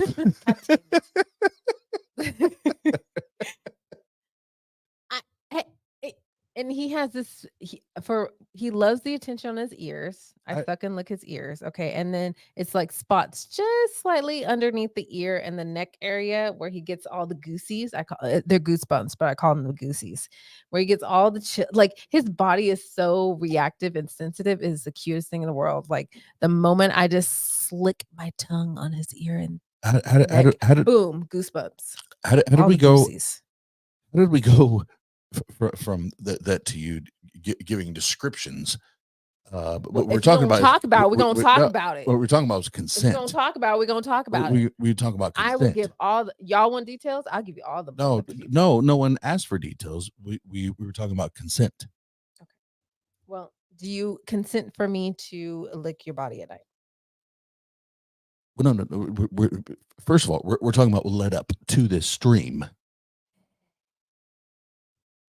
Wait, what? Yeah. Okay. You ain't been listening to nothing. I have not. You ain't been listening to nothing. See? Listen. Do you understand me?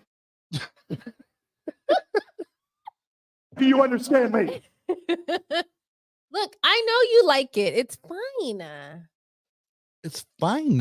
It's fine. It's fine. I know you like. I'm gonna do it later too. It's fine. It's fine. Yeah.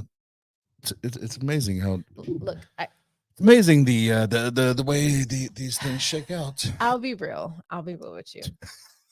This is a handsome, sexy motherfucker over here, okay? Oh, God, and he sleeps naked. I can't help myself. Don't look at me with your sexy ass green ass eyes. Oh God, not that. Don't make that. Yeah, don't worry. I'll give you the face.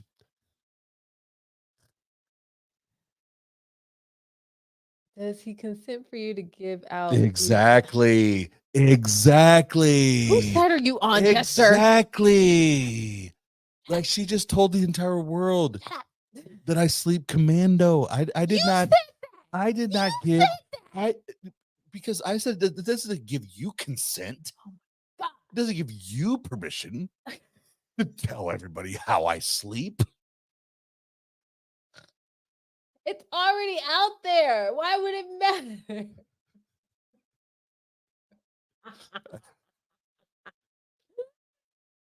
I'm on the side of chaos. You know, fuck you, Jess. No, I'm just kidding.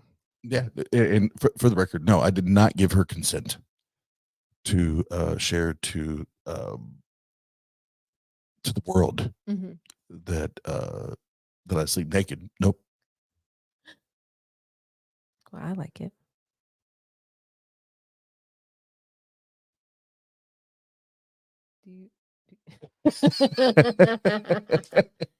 You know, Jester? Touche. You got me there. You got me there. What Purple said, did we just cross into line into he was asking for it or he would have covered up? I mean, you how better many be times careful. do- Better I be mean, careful. How many times does that apply to women? I was about to say, you better be careful. No, in all seriously, I would not do anything intentionally to harm and or shame this man. I love him too fucking much. What that means is she's not actually going to answer the question. What that means is I'm going to touch you later tonight. And another avoidance. Yep. Look, what? It's amazing. It's amazing that for someone being Jenna never being trained or informed or educated in Christian apologetics, she has the apologetic like whoop. I'm a natural. She's got that down. Where it's I'm a natural. Whoop. Thank you. We're not talking about what we're actually supposed to be talking about because I'm going to distract you with this other crazy shit. Whoop, little boop boop, little boop boop, and all of a sudden now you're thinking about this shit. Why come?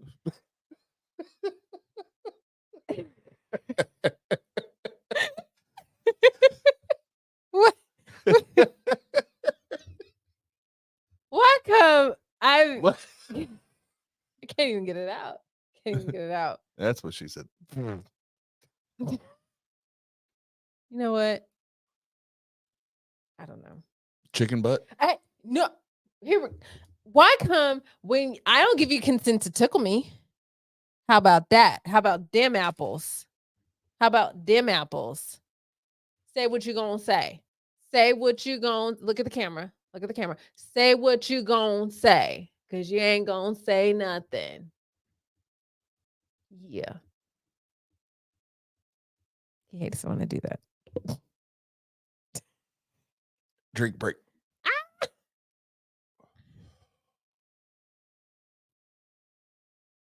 Yeah, find the button. 1, I will. 2, it goes 1, 2, 3, 4. Get fucked up. Get fucked up. Get fucked up. Say what you're gonna say. Again, notice the apologetic approach to this, rather than actually addressing. I'm talking about consent. Right. But now you're deviating from you giving or me giving you consent to now you want to twist it. But here's what I'm gonna do. Just like I do with the Christians, I'll answer your question because I have zero issues. Right.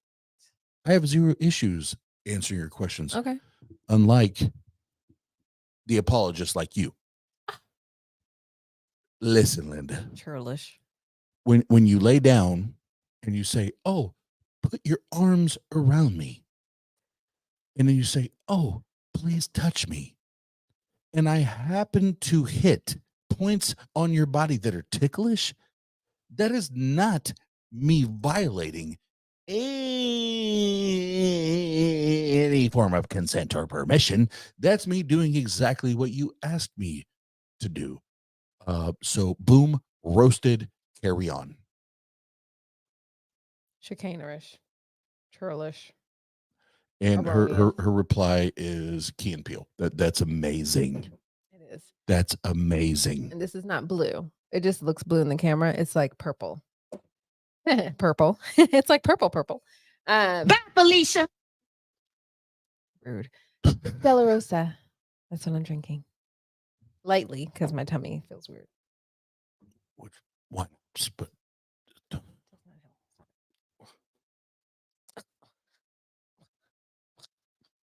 She's trying to tell the alcoholic what alcohol doesn't do. Well, yeah, no. So can I touch you later? Only when I give you permission. Yes. I'm asking for permission now. I will not do that live. No. Why? No. Because I refuse I want to. the people to be aware, just in case we need witnesses. We need witnesses.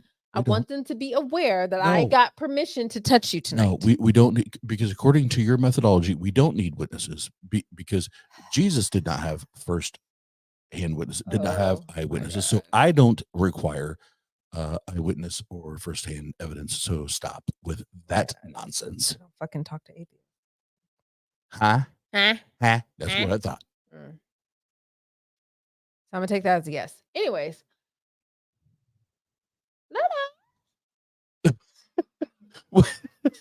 So let's can we talk about your can we talk about the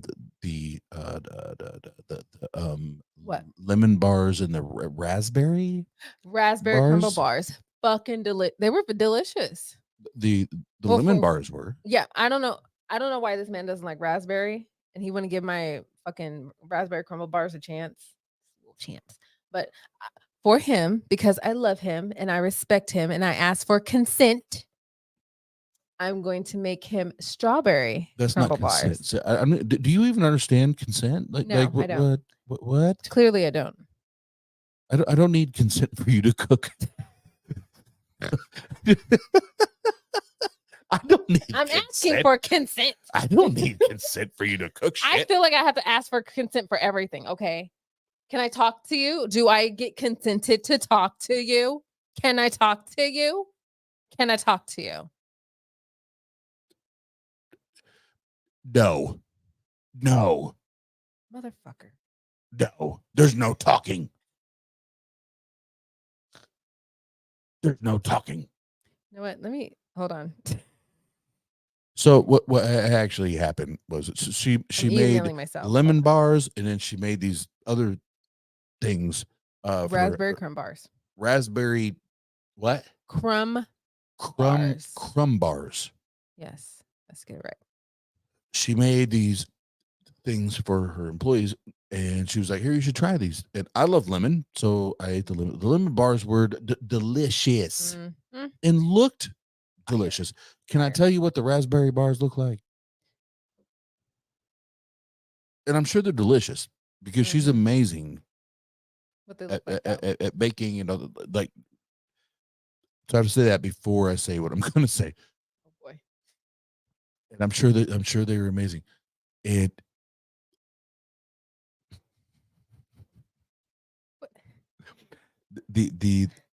and I don't know if all of the raspberry something bars look like this. It literally looked like somebody shit crumbles and blood on a pastry. That's what it looked like to me. Yes, thank you, Karen. Bloody oatmeal. Bloody oatmeal. I was like, and I even went to the kitchen. I was like, you know what? Like, and this is me being 100. I was like, I'm gonna go in here and I'm never gonna tell her, but I'm gonna cut a little slice. I thought you fucking did. I noticed it too. Well, I didn't, but I did not. I would have told you if I did. But I was like, I'm gonna go in here and cut a little slice, little slice, little slicey, and be like, you know what, babe? As much as I don't like blooded oatmeal, I ate it. But as soon as I put the knife into, I was like, I can't. Well, what the fuck do you think the strawberry ones are gonna look like? I don't. Then don't just don't even tell me you're making it, and just make it and cover it with whooped cream. Just cover it with whooped cream, and I'll eat it. That's what they're supposed to look like. They're crumble bars. It's supposed to look like a hot, gooey mess. And it was fucking delicious. Carrie Ann, I'm gonna bad girl, Carrie Ann. And Purple, she knows I love her baking. Like we're having fun right now. Like I love it. Like he's my guinea pig always. I make it, and I'd be like, babe, try this. Yeah. Babe, taste this. this is all. It's all satire. We're having fun. Yeah. But bloody oatmeal. But the bloody oatmeal. That's. No, he's gonna fucking say that forever now, and it's so fucking catchy. God damn it. Oh yeah. Give me that bloody If I'm looking oatmeal. down a lot, I'm trying to email the pictures I took of two things. One of the bloody oatmeal. But also of Lola's doggy bed. Because you guys wanted to see what it looked like. So give me a second. I'm trying to email it to myself. People actually want to see what that looks. Yes, they want to fucking see it.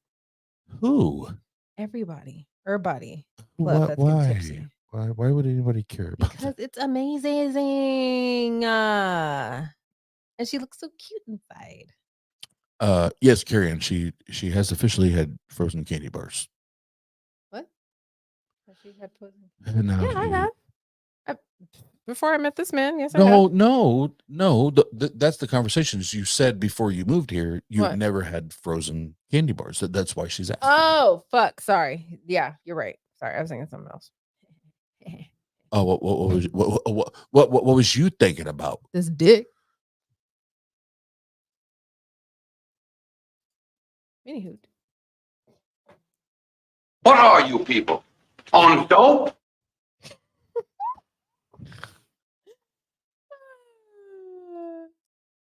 Yeah, You're a riot.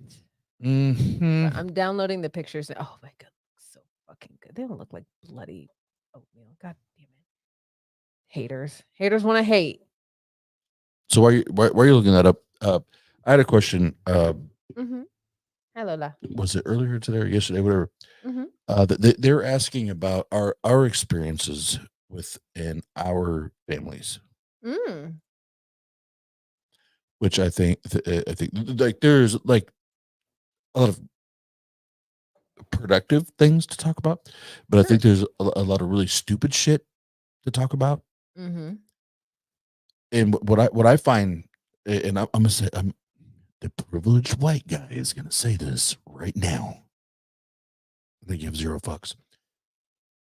I find it absolutely beautiful that my family and my 93, almost 94-year-old grandma adores you. And we're talking about a white woman that grew up with the black people, right? Like grew up in that, and she adores this woman. And I love it. I fucking love it.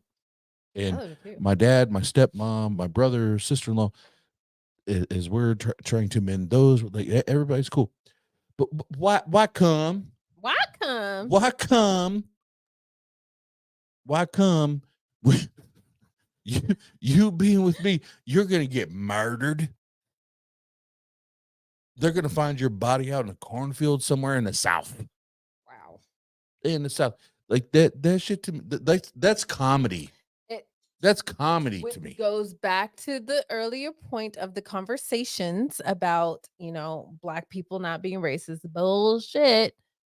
It's as close as my own family, because that was some racial ass bullshit that they said. A lot more worse choice words and phrases, I might add. But it just really came down to the fact that a white man was stealing her young black daughter away. It really did. That's it. That's all. Well, but then, so what had happened was, once they met me, and I will admit, I went zooted up, big pimping, Booted and gluted. rolled up, suit jacket, Suited, booted, and gluted.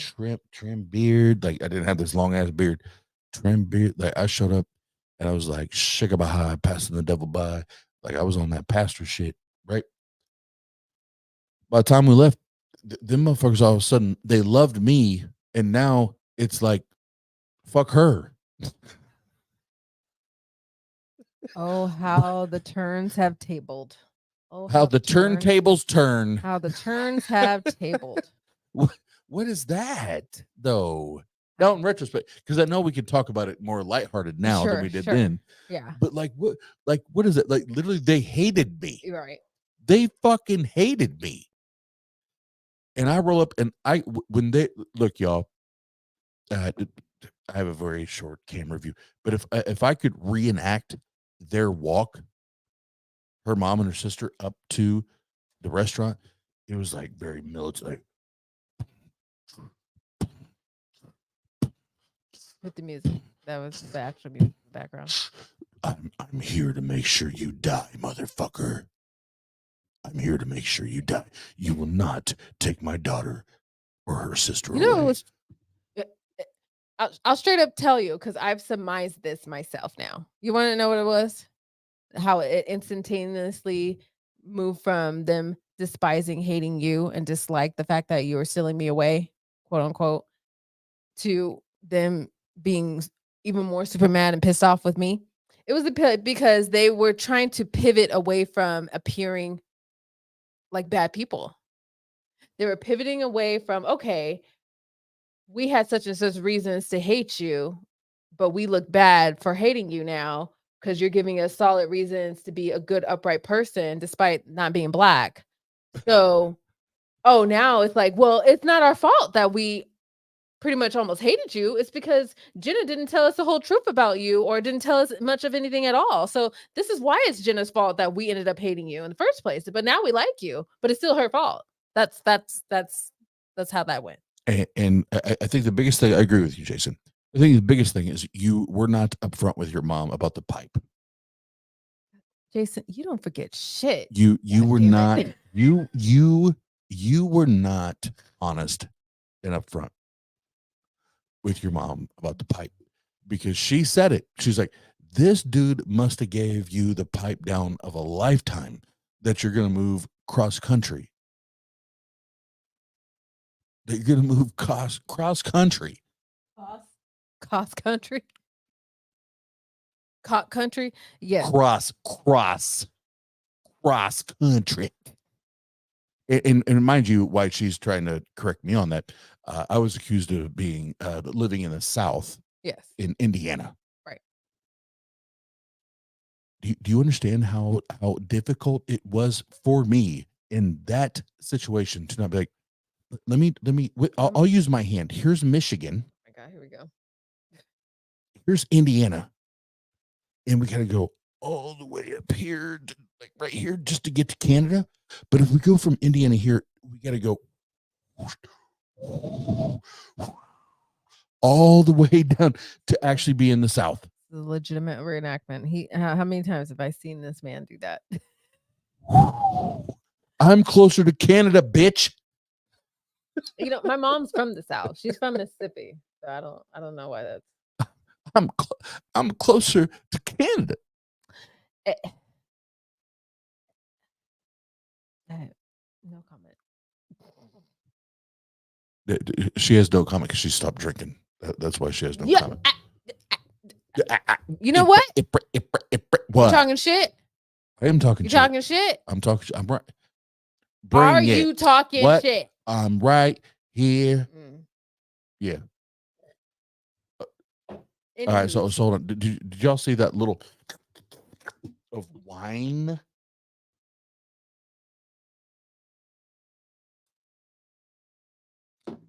That's what we're supposed to be doing in this show. I still got it. What are you people? On dope? What do you mean, you people?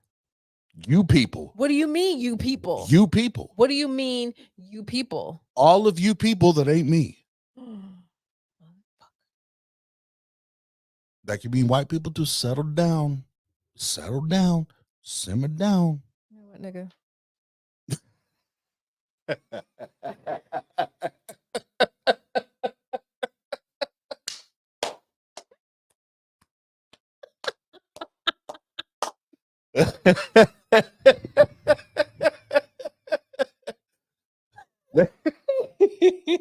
Just stops everything, doesn't it?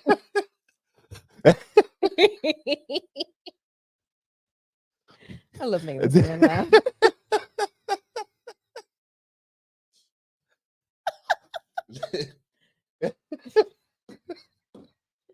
I love making him laugh. But no words? No words? I got words. As soon as I stop laughing, I have words. Listen, Linda. All right, who wants to see my crumble bars? Yay! Hold on. I'm gonna show it. I forgot how to do this shit again. These are the blood what? The blood what? No, the bloody oatmeal. Yes, this is the bloody oatmeal. Ladies and gentlemen, boys and girls of all ages, the teacup is proud to present to you this evening for the first time bloody oatmeal. Carrie Ann, I swear to God. Bloody oatmeal. I can't share a screen from a pic. I'm pretty sure that's what the Virgin Mary birthed. Was bloody oatmeal. Oh, definitely. It's definitely her. Yeah, let's do this. I got it. In purple, I was here for the cooking process. You had 100% real raspberry. Oh, yeah. 100. Definitely. I don't play. Make that good shit. Okay, here they are. Yummy. Look at we can't even see them. I'm trying to blow it up. Hold the fuck That's on. what she said. Look, they're delicious. Bloody oatmeal. That's the lemon bars. They came out so fucking gooey and thick and juicy. Oh, yeah. Thick and juicy. Oh, I like my dick. And look at my crumble bars right there. What? Bloody oatmeal. It's raspberry. Bloody oatmeal.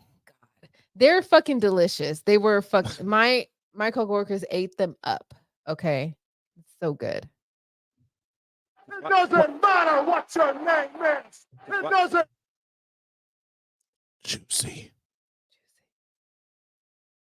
Lemon desserts are your favorite, Carrie Ann? That's good. Good to know. But yeah, they were fucking delicious. Like, it's been like a few years since I made lemon bars, but this was my first time making the crumble bars. They came out like perfection. And once I make the strawberry ones, you're going to fucking die. Oh, and just don't get it twisted. Like the lemon bars, like I ate that. Gone. I ate the hell out of that shit. Gone. But the bloody. That's a close up right there. Yeah, the bloody oatmeal. No. Close up right no. Yep. Not the bloody oatmeals. Yep. Dip. Thank you, Jester. Get on my side. Get on my side. What the fuck, Oz? No. Get out of the way. I'm gonna eat the fuck out of that shit. Yeah. So obviously, I have a partner that is not listening to anything that I'm saying. I'm listening. Not listening to I heard what you anything said. that I'm saying is yes, the lemon, the yeah, like all day, like I'll slam that shit all day. But this bloody oatmeal, nah, dog. He just hates for whatever reason because he doesn't like raspberry. I hate raspberries. And you know what? These weren't intended for you anyways. They were for my coworkers. Okay, cool. Now, want to see the doggy furniture? In it too. Hold on. What are we doing? The doggy furniture. See? Look. Isn't that fucking cute? Look at that shit. Look at that. Look. She's so happy. She's not happy at all. She's so happy. She's so happy, you guys. She's not happy. Look at how happy she is between. Look how happy she is behind prison bars. That's how happy she is behind prison walls. Look at that, right? Look at her eyes. Like this should be on a commercial. Look how happy she is behind prison bars. It's cute. Let me out.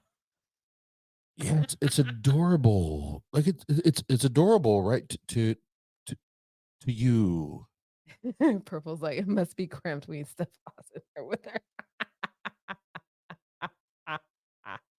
Yes.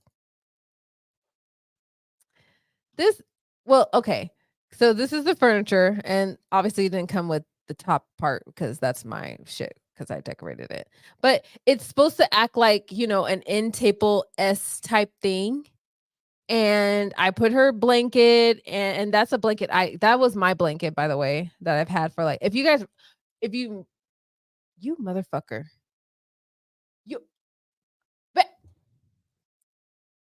God damn it. I didn't realize he took me off I didn't take you off screen. I took the dog prison. No, you took me off screen. I took the dog prison. You took me off screen. I took the dog prison Okay. off screen. Well, can I explain about the furniture, please? Her puppy kennel. Can I explain it? Thank you. Hold on. I have to preface this. Please tell us why putting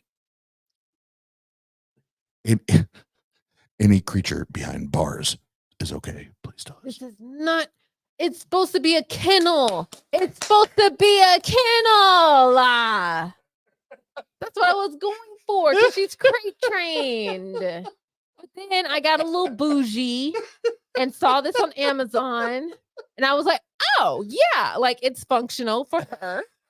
But it's also like aesthetically pleasing for our home. Like, duh. Like, I'm going to go both ways here. It's supposed to be a kennel.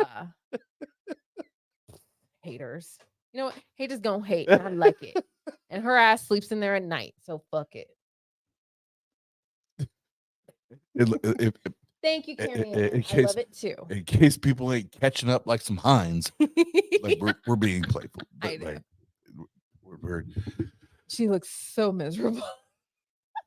Oh, the first night or two, so mad at me. She fucking hated that. I was like, shit. come here, Lola. Look, I put your little bed in there and the blanket. She was like, what the fuck is this?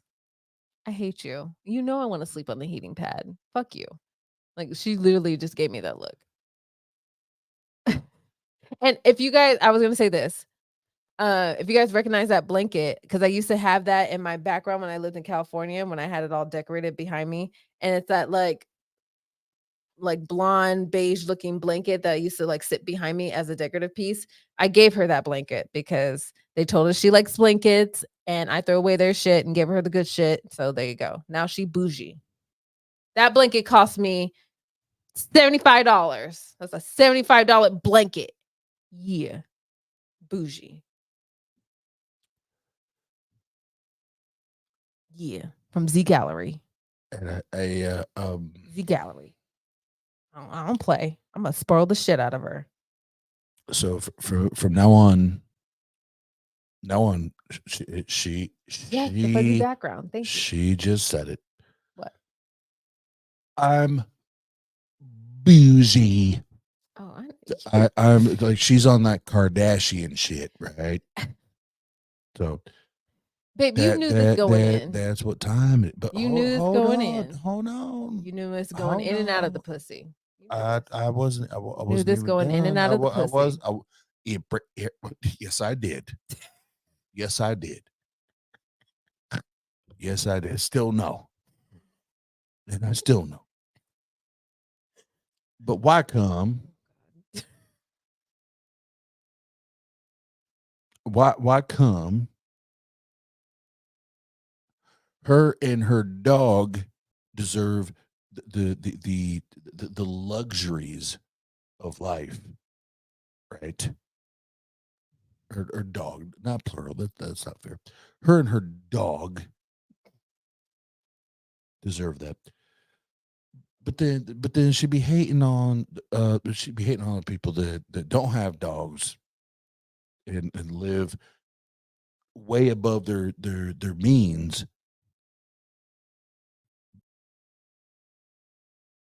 But she just wants the dog to live in lavish? Why does the dog get to live in lavish and other people don't though? Because she's mine. Boom, boom, boom. Live your life. I don't give a fuck. Stop canceling me. Why is Jester always canceling me?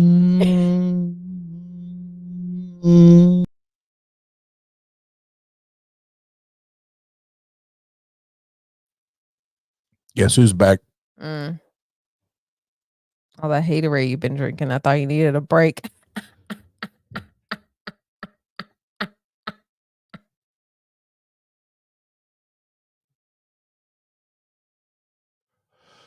So I guess maybe you and I should talk about comedy and what's actually funny. Oh, I am funny. I taught you shit. Oh shit. Hey, window. It's been a minute, bro. It's been a good. Don't talk to him. minute. Don't talk to him. Like we're talking about a year now. Don't talk to him. Hey, take care of your girl. Don't talk to Window. Take we care of your fine. girl. We're fine, Window. It's No. fine. We cool. No, we cool. because since you and I stopped chilling, No. like all of a sudden now she's cool with like it's all animals fuck humans type of shit, which is some weirdo shit. Look, shit. Look. This is our fur baby. No.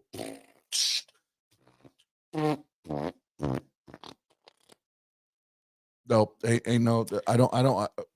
Even you reference to Lola that go to mommy. No. Play with daddy. No, yes, you do. You do that. No, you've done it once. No, you've done it once. No, you've done it once. You did it yesterday. Hold on. You did it yesterday. Hold on. I know the alcohol's making everything a little foggy. No, I know it's making a little foggy for you, but you do.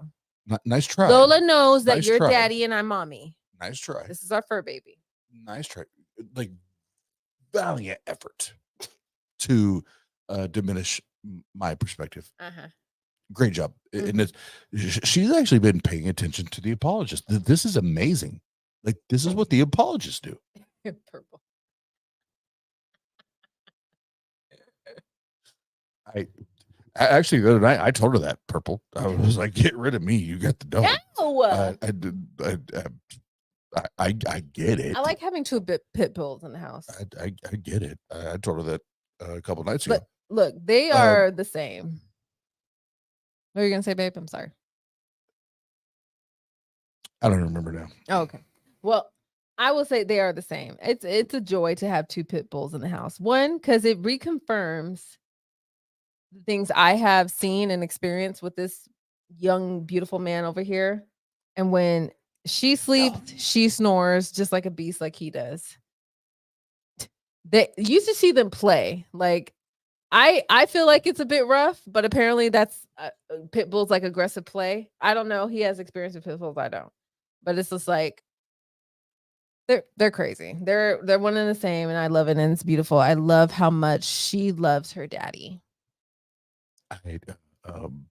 I just love that I've been referred to as a young man. I'm cool at this point. Wait, what? Wait, what did you say? I'm cool with the fact that I get referred to as a young man. Yeah. You're a young man. Okay. I appreciate it. Keep going. You're 42. That's still young. Absolutely it is. Absolutely. Yes, Jester. Get it, young man. God. I'm only a rap daddy and a rap now granddaddy. I'm so young. Rap granddaddy. I'm so young. I'm so young. Then gonna get it. The base number. I love you. You know I like older men. Oh, this is supposed to be for humor. You don't have to know. actually bring it back around. No, I mean, I'm still being humorous. I'm just letting you know that I love you. I love you. Yes, I'm Like I know where I'm at. Purple is a great question here. Have you scheduled your midlife crisis? Hold Woo! on.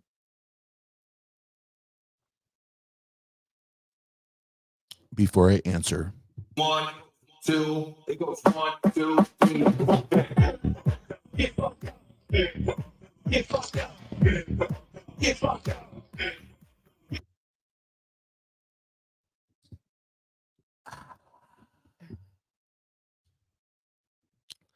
have I scheduled it yet? No. Should I? Yes. What would it be?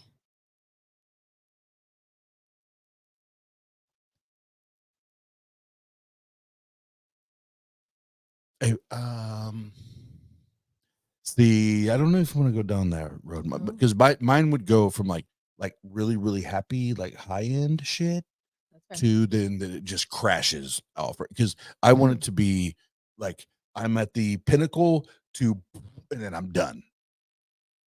I don't want to be I don't want to have a bunch of in between. So I guess the best way to answer that is that I would get some type of music deal. And like I'm at the top of my own. I don't give a fuck I'm about at the anybody top else's. of my game. I'm at top. Scoreboard. Yeah, I'm at the top of my game, top of my world. And then as soon as things start crashing, I jump on a plane that's actually crashing, and then I'm out of here and I'm done. And yeah, that's it. Like because I don't want to have to think about what it's like to recover from that shit. Right, right. So just be done. All right. I started mine at 20 and it's still going strong. Yeah, I hear you. I hear you loud and I clear. mean, that makes sense. Shit.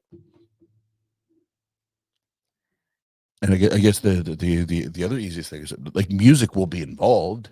Oh, of course. Music will be involved. I think that's the even when Jen and I's friend passed a few weeks ago when we went to the showing and shit. It like they had the music going, yada yada. I looked at her. I was like, babe, like, once we paid our respects and all that, and we sat down, I was like, babe, I think you already know this, but when it's my turn and my time, don't play this shit. Do not let them play this shit. Which was the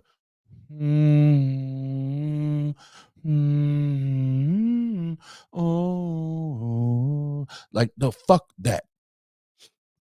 Like the one thing, whether people love me, like me, hate me, what the fuck ever, I live my life to the fullest as much as I knew how to do that. You better have party fucking music playing. If not, have a fucking DJ there. Have a fucking DJ there spinning my favorite shit. Bob but Chris.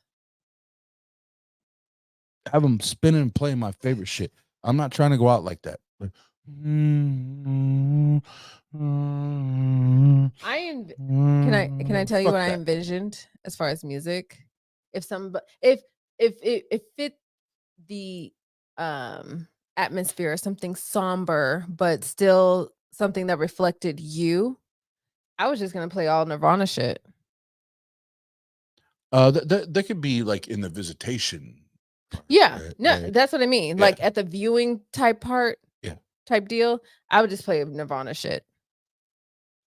Yeah, the viewing part where it's more the somber part where it's Mhm. close, very close, Mhm. family, friends, whatever. Like, yeah, because any and all of them that know me, I've been a Nirvana head, even before I was a hip hop head.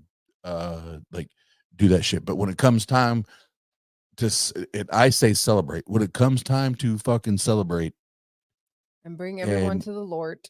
no, see, no. I hate that shit. I said that on purpose. I fucking why come at these fucking goddamn funerals when it's time for the eulogy? They want to bring people to Christ because, yeah, if you end up like that person in the box, you want to make sure you're good with the Lord. I hate that. And completely removes the purpose of talking about good shit about the person. It's all this coming to Jesus bullshit. I hate that. Well, and that's why I was to the up end of it. Yes. That's what I'm saying. Like I think more people need to. So my dad was in the mortuary business for 40 plus years. I can tell you most families are not assertive. And he has said that to me. Most families are not assertive. Like, this is what we think our loved one would have wanted. And they let the funeral home run with the music and the visuals and all that, which they are programmed to do this dumb shit, right? Where it's like, Right. oh, oh, oh. And they put all these like sappy ass fucking, Fifi pictures up on the TVs and everything, right? Because that's what they're doing their job. They're doing their job. What I'm saying is, like, fuck their jobs and fuck the norm. And I already know, like, cremate me, burn me, put me right back to where I came from. Like, don't spend tens of thousands of dollars. But the bottom line is celebrate that shit. Because anytime anyone's ever been around me, we had fun. We fucking had fun. Whether it's in real life, here on YouTube, whatever. Like, we had fucking fun. So don't close my book on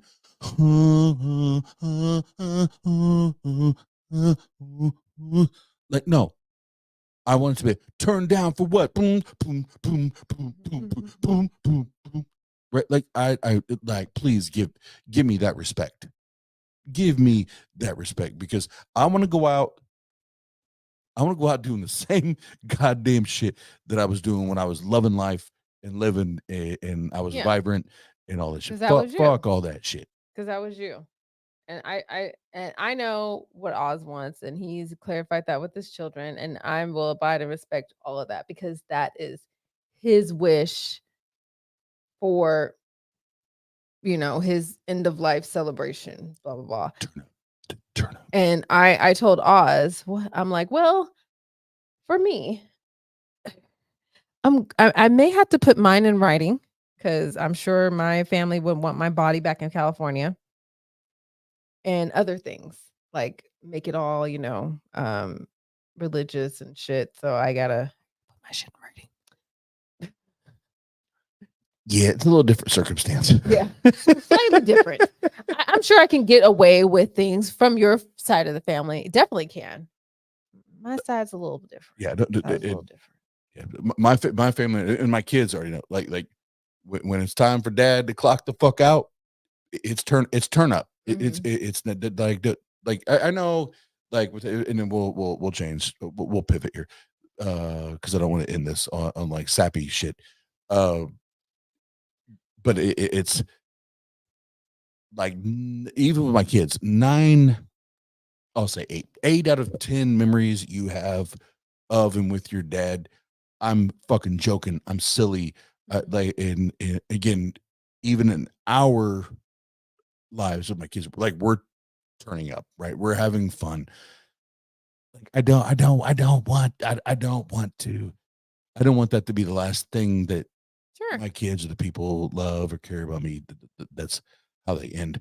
But I do have that freedom. Whereas, yes, with Jen and I's family, that's going to be a little bit of different conversation. But I respect that. I respect it. I'll put it in writing. And yeah, as long as it's in writing, then we can do what the fuck we do. Yeah, here's the thing about the teacup. What do we say? We're gonna talk about real life shit. Yes. I don't even know how we got here, but we said we're gonna talk about real life shit. This is real life shit. This is real life shit. Yeah, I fucking love it. And look, she's way healthier than I am, and way younger than I am. So I'm gonna be the first one permanently. So now she already knew, but now y'all know. My kids know. Like, y'all motherfuckers better party. You better party your fucking asses off. Oh, I'll be shaking my ass on your coffin. You better. I will. You better. Look, baby, I'm twerking. Look, you looking? You Yeah? better. You looking? I'm twerking. Hey, you better. You better. Because you know that's exactly what I would have said. Like, get it, girl. Don't stop. Get it. I love this man. Yeah, if I will literally turn in my grave if I hear any amazing. Fuck you! I'm gonna punch you in your face. Ooh. I'm gonna get up out this grave and punch you in the face.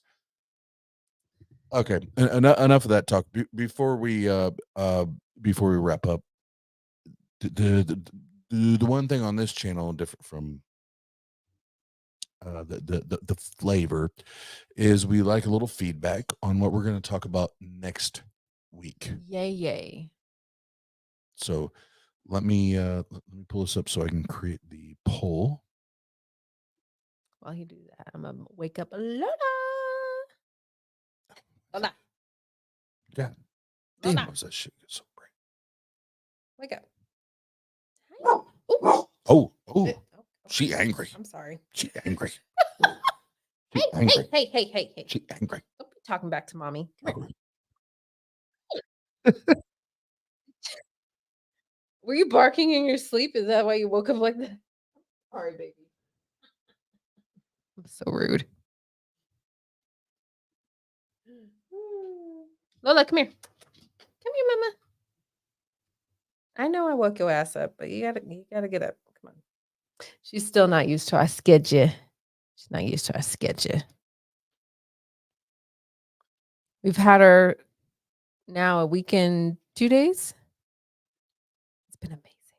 We've had her a week and 2 days now.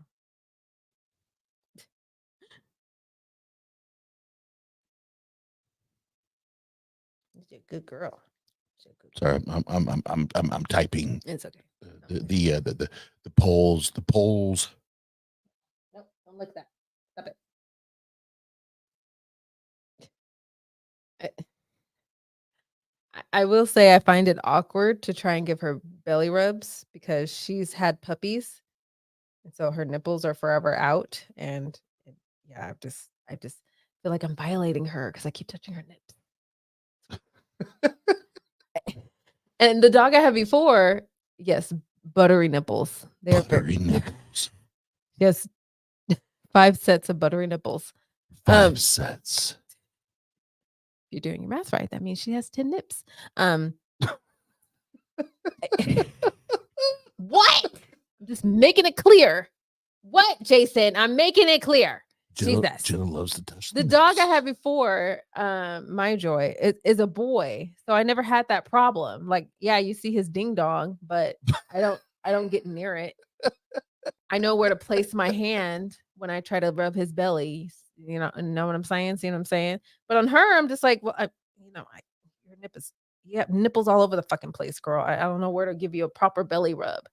So, yeah, that's my problem. I don't want to violate her. Seems weird. But yet, that's what we just heard. But yet she has 0 issues and not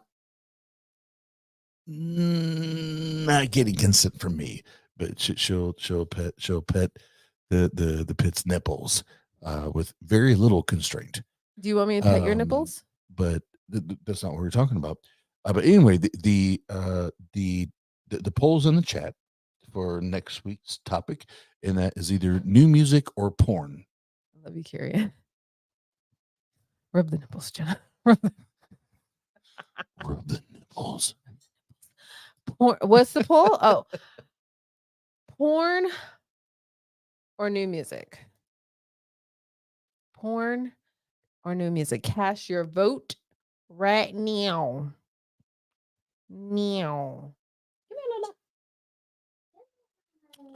Jester, we both have buttery nipples. Both we rub our nipples together. Yep. With all the margarine. Mine are chocolate flavored.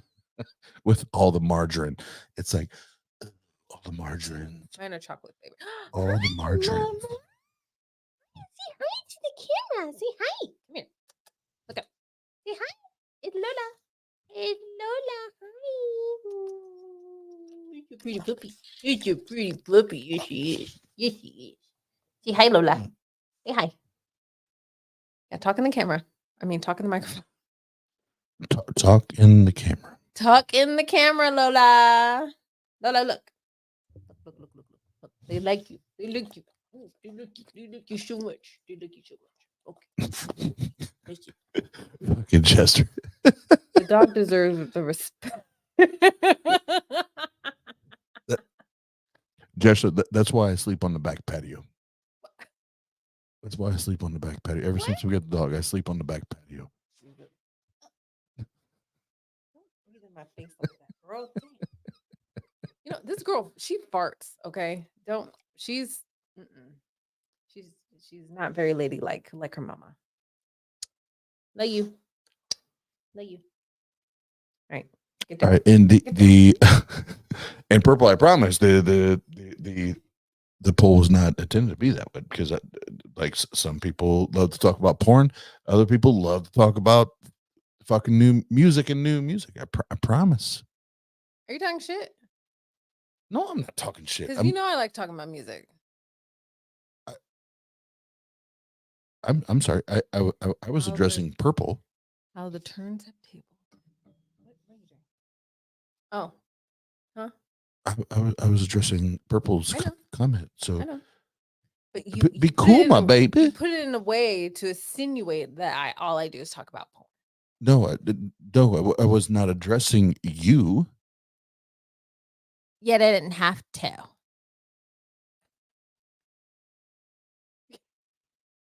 What are you doing? All right, you take it over.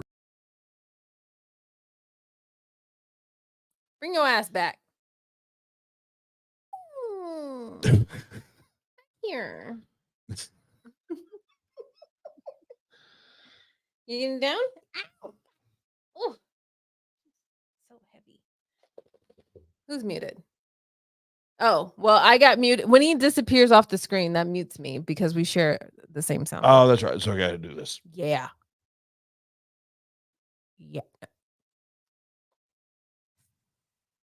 But I'm here.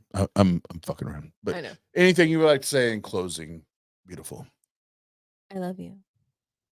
I always like to say that in closing. I really love this man. Seriously. I'm not gonna say what I was gonna say. That sounded totally inappropriate. Oh, so she cares. No, it like offensively inappropriate. Like I'm just gonna back away from that. We have 24 subscribers, which I love. Thank you. All of you who've tuned in tonight in the very wee early hours of 3:44 in the morning. Appreciate you. I realize none of you like to sleep and care about your health. I love it. Thank you. And stay tuned for next week. Same time, same place. And wait, what topic did we choose? Did we vote? Porn. Ooh, my favorite. Yeah. So yeah, we're gonna talk about porn next week. Love it. Good topic. No, I've enjoyed tonight's discussion. We've had our comicals, we had our giggles, and we've had the serious, moments. We're pointing out the bullshit, which we're all about. Whether we're here on the flavor, on the teacup, love it. So thank you for tuning in. What she said. Smooth. Legitly what she said. And I know why y'all are here. It's not why you're here. It's not for me. We know that. So I'm going to be very brief. I love y'all and I appreciate y'all. And I'm going to be spinning records if you want to hang out. I don't know. I don't know if Jenna will be there, which means probably 90% of you won't be there. It's bedtime. But love ya. You are now rocking with DJ Ozzy.